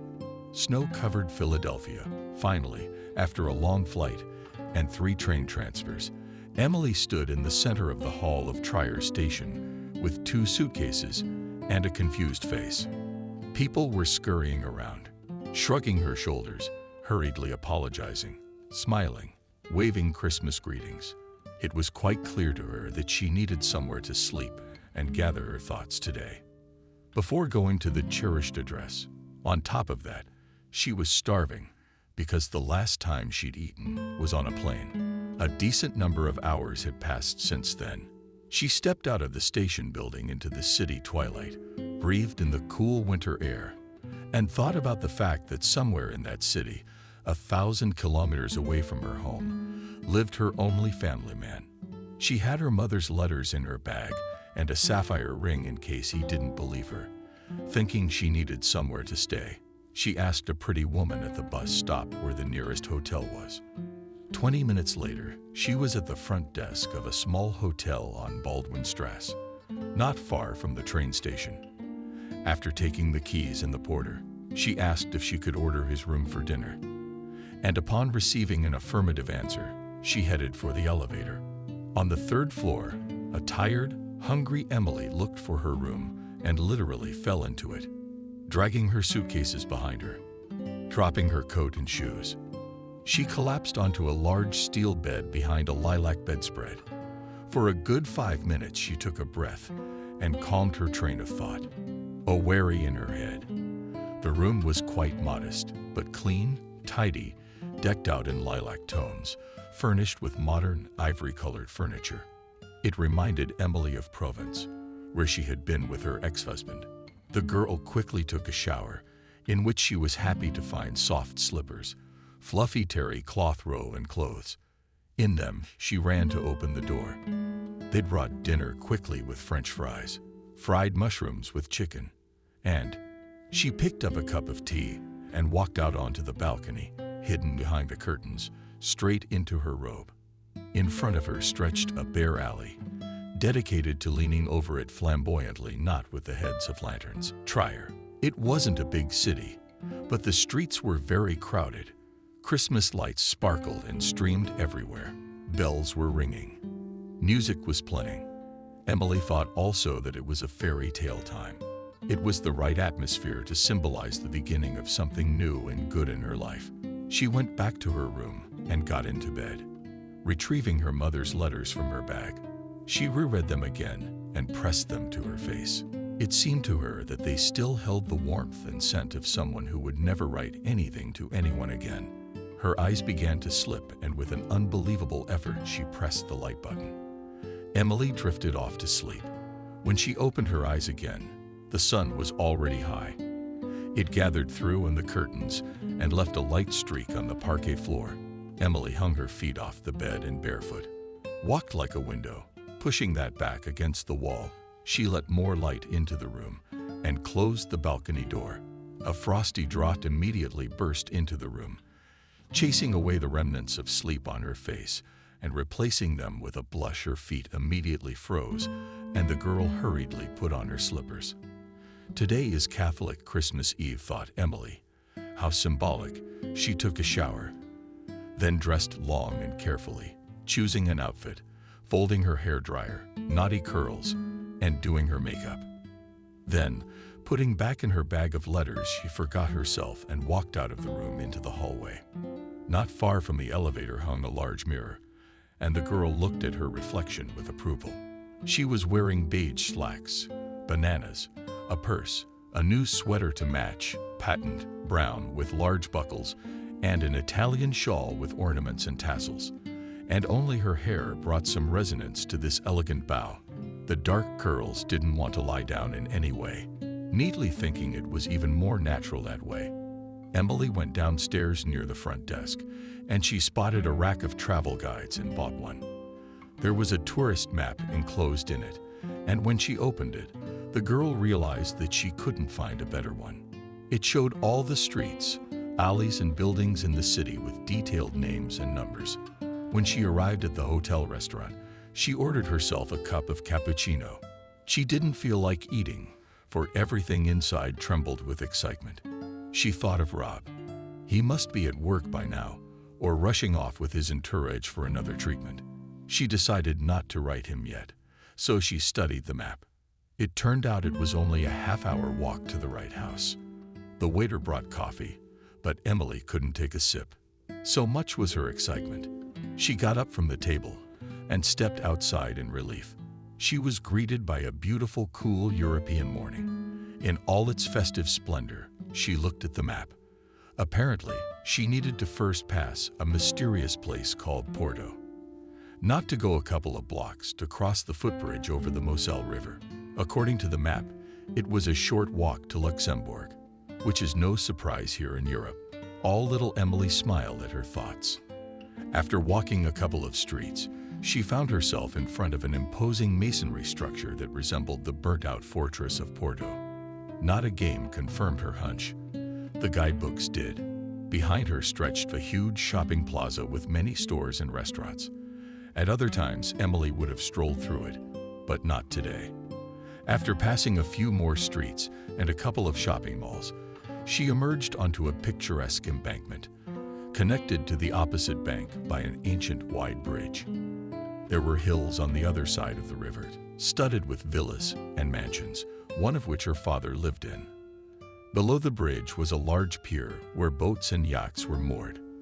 The river flowed leisurely, as if in a dream. Near the edge of the shoreline, there was a bit of ice.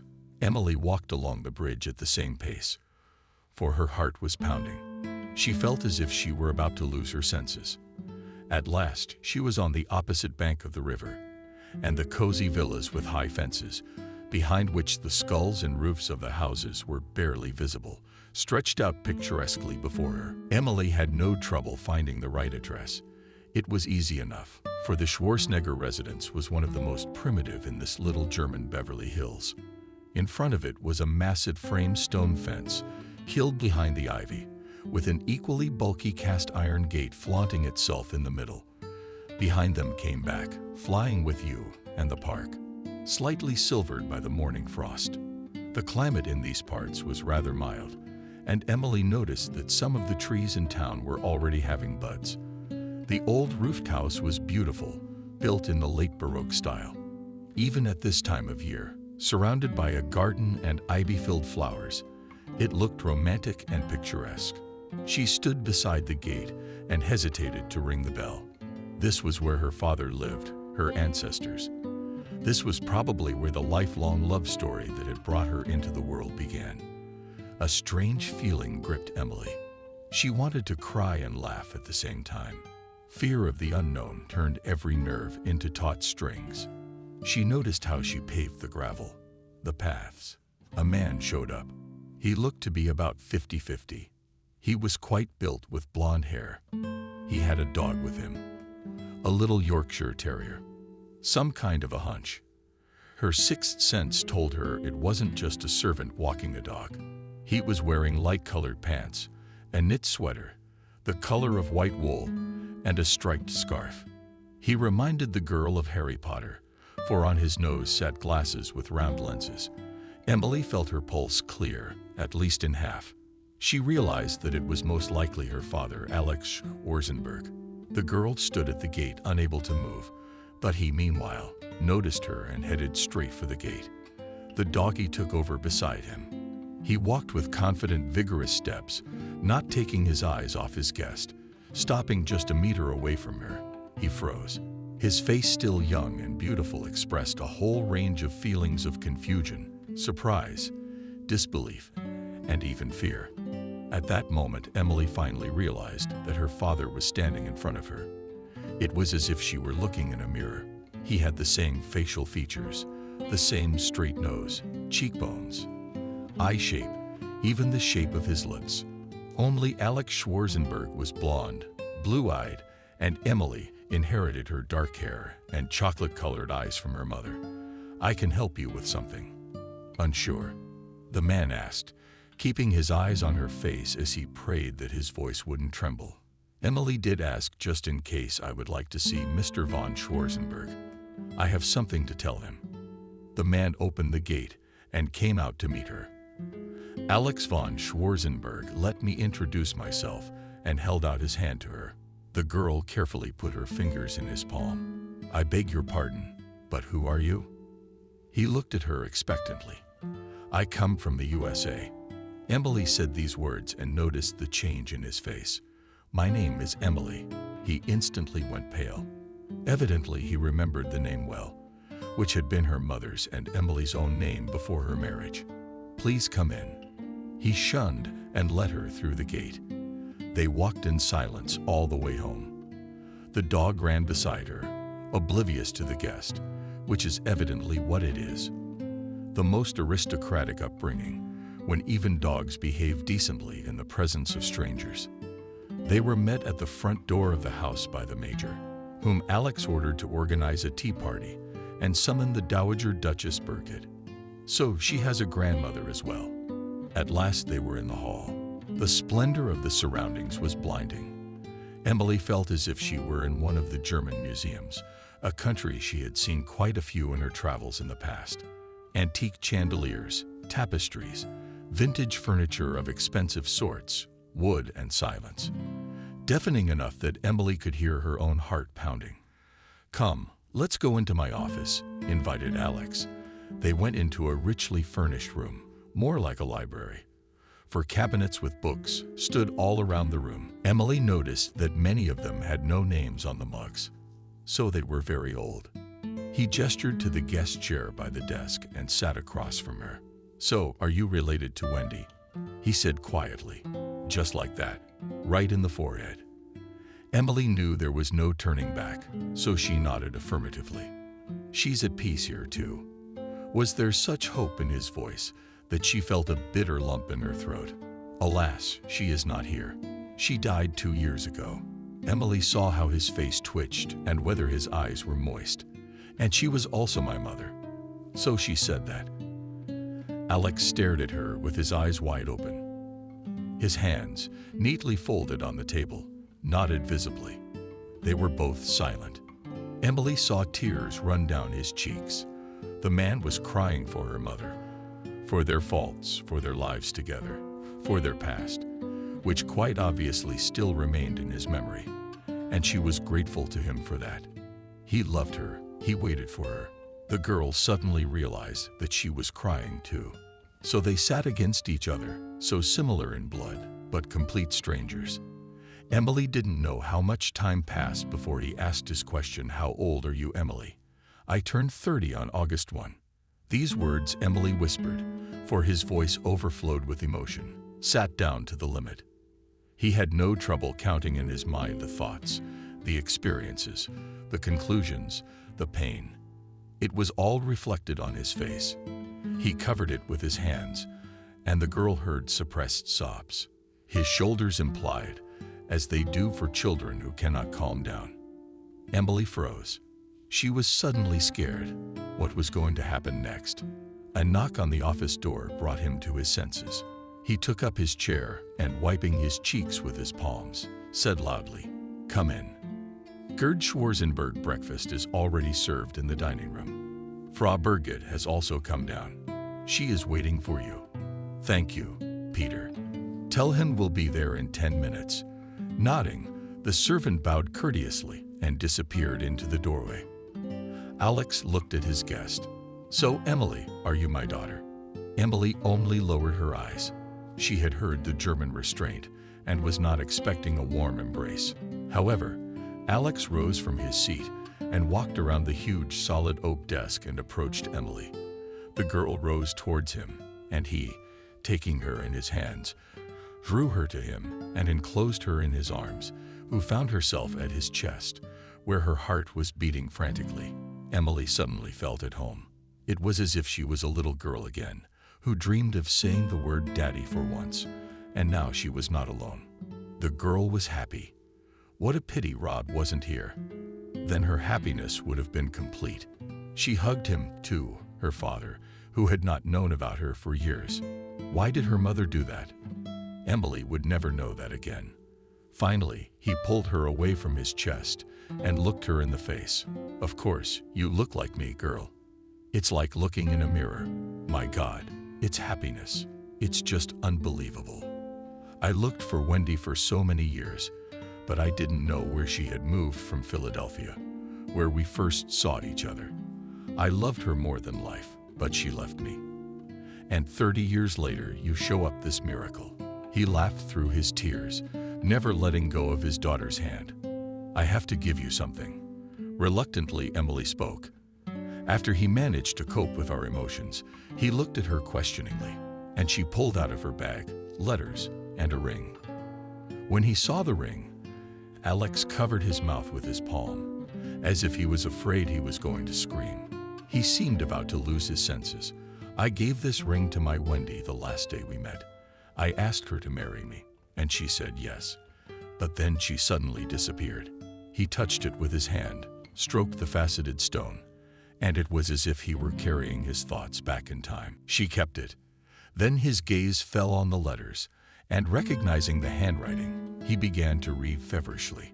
After all 3 letters were read, Alex looked at Emily again. Tears were flowing down his face again.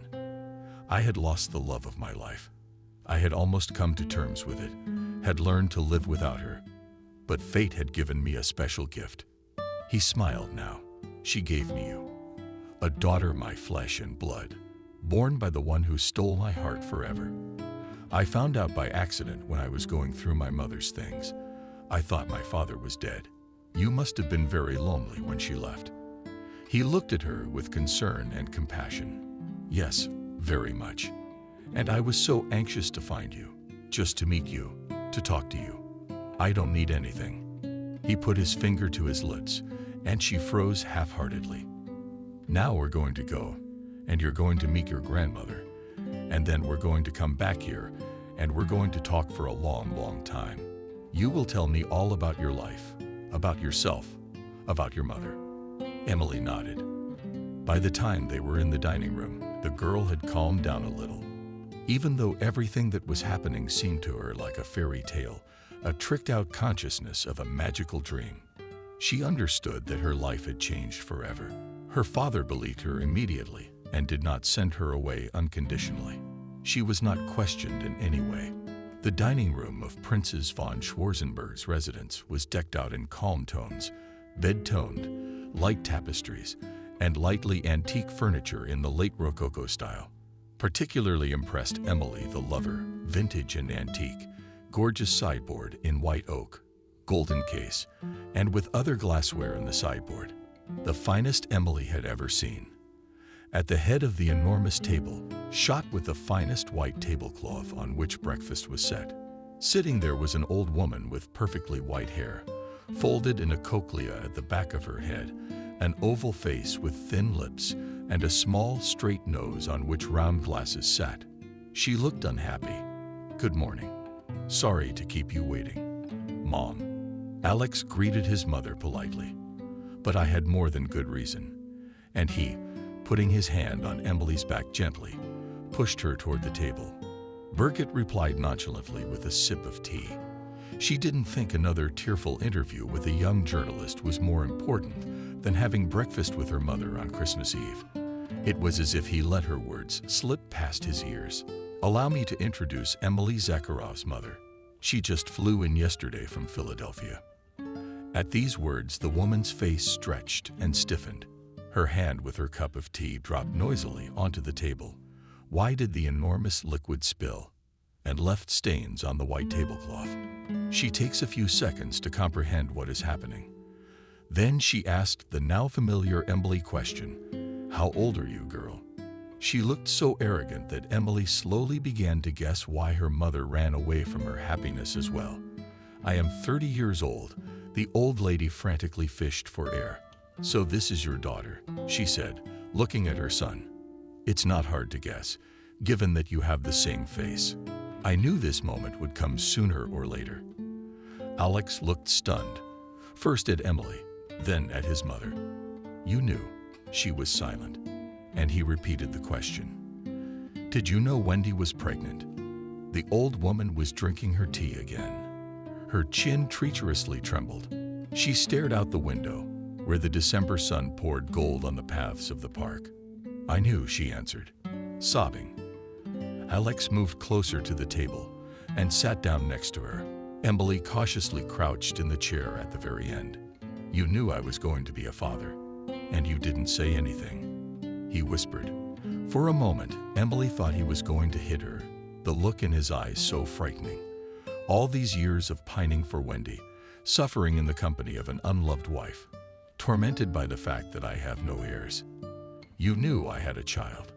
Birgit was silent, not looking at him. Her eyes glittered. "What did you do?" Her son grabbed her wrists. "What did you do?" "All I did was for you, for the family," she blurted out. "What did you say to Wendy? Did you make her leave me? Answer me." Then the old woman burst into tears. Yes, it was my fault that she left.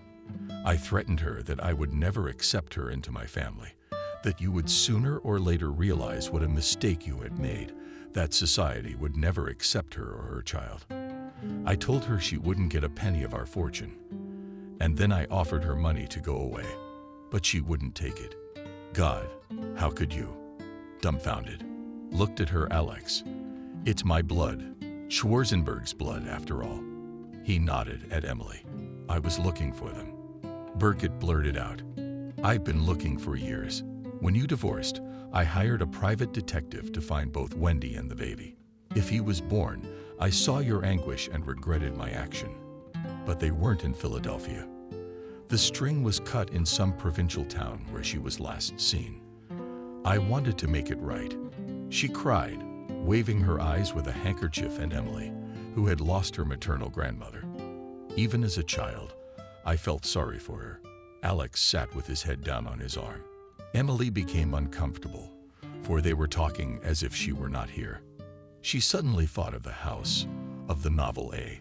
She suddenly, deeply. She sighed, which attracted the attention of both her father and Emily's grandmother. Alex muttered, "You can't even imagine. I'm so sorry. You have grown away from your family, from me and our roots and our history. We have so much catching up to do. I had a mother. Sadly, she said, and she always loved and supported me, so I wasn't alone." He moved toward her and took her hands in his. "Now no one will ever keep us apart." He glanced meaningfully at her mother, who was sobbing silently over her cup of tea. "You will live here in your own home, which belongs to you by right. If you don't want it, you can choose any house you like, and we'll buy it." He looked at her with such enthusiasm and hope that Emily dared not object. "I really want to get to know you better. My daughter is my child." He brought his lips to her hands. The girl noticed that the old woman was furtively looking at them and smiling through her tears. Emily spent the whole day in the company of her father, who did not want to part with her for a moment. Her belongings were brought from the hotel and laid out by the maid in one of the magnificent Victorian bedrooms, which were found on the 3rd floor. She and Alex had a long conversation in the living room, telling each other about their lives, and he eagerly caught every word concerning Wendy. When Emily told him that she had never had another man, he cried.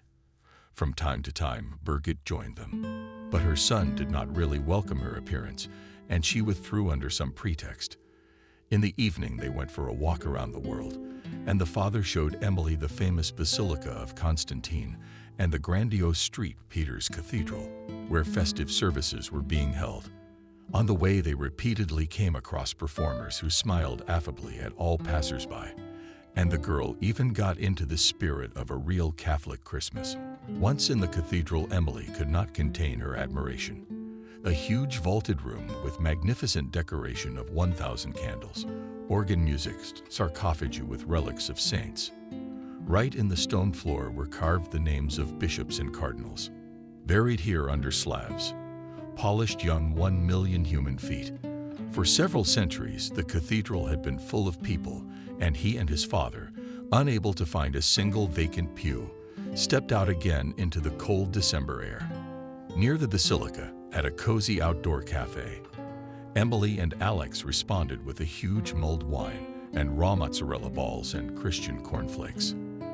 Then we headed to the waterfront and took a long wander down the Moselle River to a pedestrian bridge into a respectable neighborhood of wealthy villas and mansions. "I got the best present this Christmas," with a smile said Alex, when they arrived at the gate of the princely residence. "I wish my happiness could never be complete without your mother. You must accept it and move on with your life, as I did." Emily shook his hand. He only nodded sadly, and they headed toward the house. In the dining room, as in the morning, Birgit was waiting for them. When they entered, she sat at the head of the table, stretched out like a string, and grudgingly pressed her already thin lips. Emily suddenly realized that she wasn't mad at her.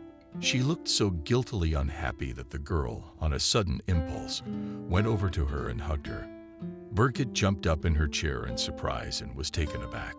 She looked at her son, who was as surprised as she was, and froze halfway to the table set for the festive dinner, expecting his left-handed mother to give an angry tirade about inappropriate behavior. The old woman gently dismissed her granddaughter and did not shed a tear. "Businesslike," she said, "since you were late for Christmas Eve, you don't have to change." Hearing these words, Duke Alex von Schwarzenberg laughed in relief. Christmas morning was overcast and rainy. Summer, woke up on a giant bed in her now bedroom covered by the covers of the common house. And first of all, I dialed Rob's number. Weird. After a few long beeps, short ones were heard. Obviously, he had dropped the call. Emily missed him so desperately that she wasn't even happy to be reunited with her father. She felt lost and alone. Several times during the day, Emily called him, and history repeated itself. Evelyn listened to her story without breathing and promised to find out what had happened to Rob on December 31. A dinner party was scheduled, where Duke von Schwarzenberg planned to present his unexpected daughter to high society. On this occasion, tailors, stylists, reporters from local newspapers, and even one journalist from Berlin visited the house on the highway all day. Emily was deathly tired of such close attention to his person and evening. After dinner, they spent the evening alone with her father in the far drawing room, where the fireplace was blazing hot. This time she shared with him her dreams of professional fulfillment, which he accepted enthusiastically, suggesting that she set up her own business here in Germany. He spoke so enthusiastically about it, listened so attentively to her, that the girl felt ashamed that his plans were not destined to come true. After the new year, she would fly home to the USA, where there was a man for whose sake she would give up even the prospect of living here near her family. Maybe she'll tell Alex. Maybe he'll even understand her, because he, too, had a great love in his life. She holds nothing back. She told her father the long story of their relationship, reinforced by stories of his responsibility to his sick sister and how Emily's meeting with her father was due only to his efforts and connections. Alex listened with the utmost interest. So this young man is very important in your life.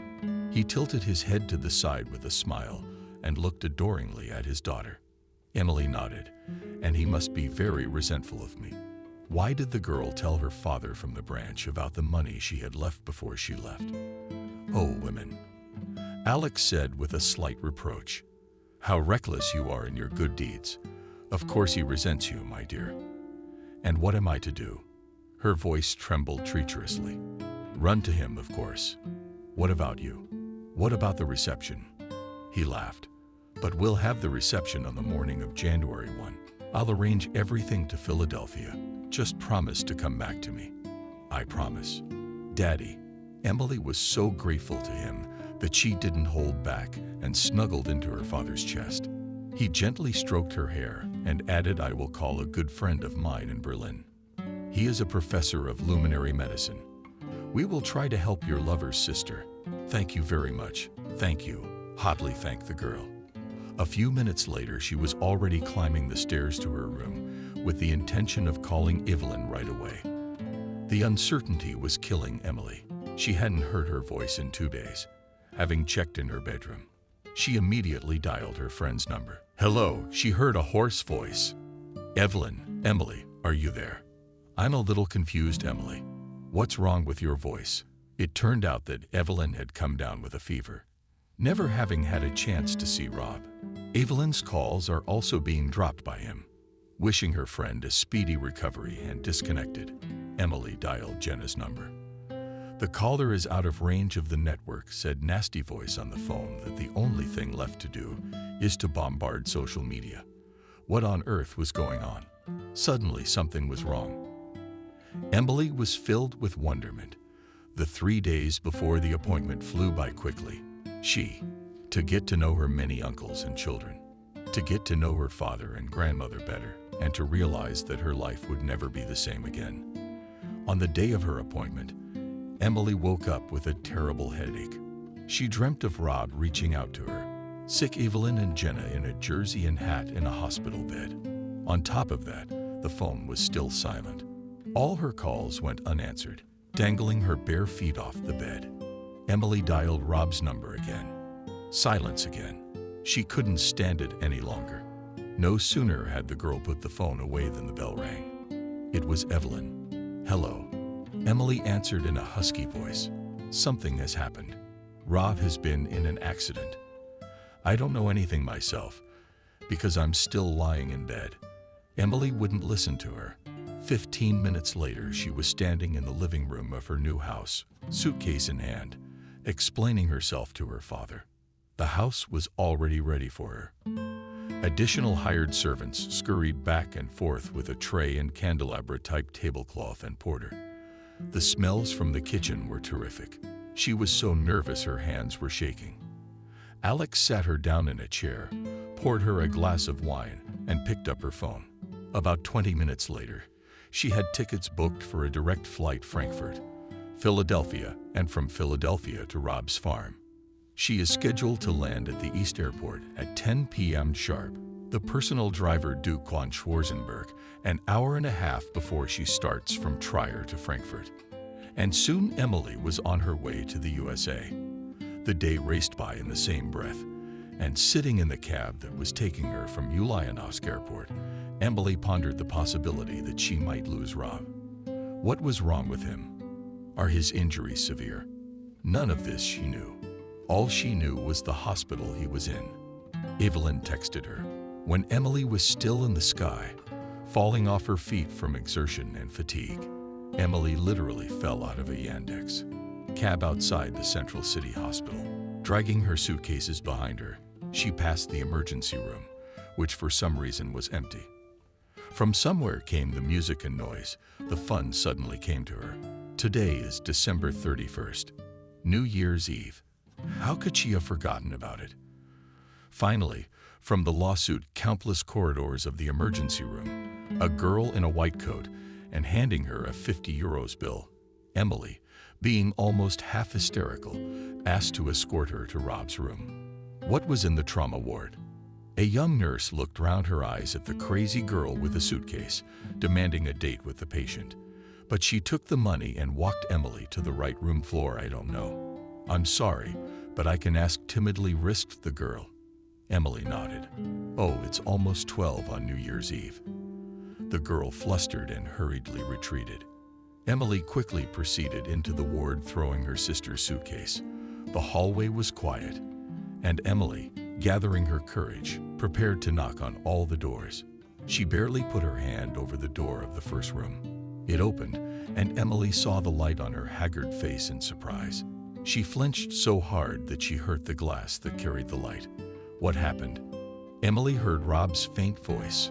Emily quickly hugged the light, and without saying anything, burst into the room. The room was single and dark. Only a small boss burned on one bollard. On a high bed that stood in the center of the room lay a man, the most desirable in the world. His head and torso were wrapped in bandages. His left leg was hanging from the hood. He and Emily stared at each other in silence until the fireworks went off outside the windows. Happy New Year, Rob. She cautiously crouched on the edge of the bed and saw that there were tears glistening in his eyes. Happy New Year, Emily, he smiled. You came. What did you think? Through her tears, she laughed. That I would trade you for a foreign prince. He was guilty and silent. My God, what a fool you are. Rob is simply impenetrable. She brought her face close to his. Their lips met at that moment. Emily realized how much she needed him, like air, like light. She had loved him all her life, hiding, running away from her feelings, wasting precious time with the wrong person and the wrong people. She would not make such a mistake again. Rob embraced her gently but powerfully, as if he wanted to show her that he would never let her go anywhere again. Sweetheart, I was so bored by the door. Looking at them, Jenna stood and cried with happiness. They welcomed spring in Berlin, where Jenna was undergoing immune therapy. Her vitals improved, and the attending physician Emily told them about. Alex soon informed them that the disease had gone into remission. Back in Trier, Emily became more and more attached to her new relatives, who turned out to be crazy about Rob. At the end of March, they were already cuddling at the airport with Jenna, who had come to their engagement party. It was warm and sunny. Nature was waking up from her winter slumber and pleased the eyes with fresh greenery, parks, and squares. In the waiting room, Emily and Rob were holding hands when they saw a familiar figure in the crowd.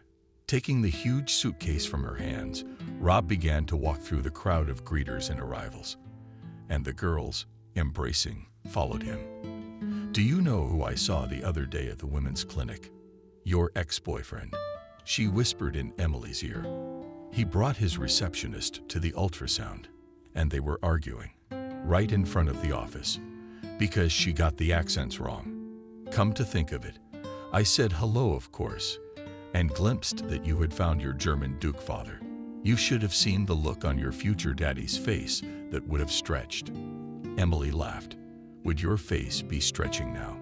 Come on, Evelyn squinted his left eye. You're going to be an auntie and godmother soon enough.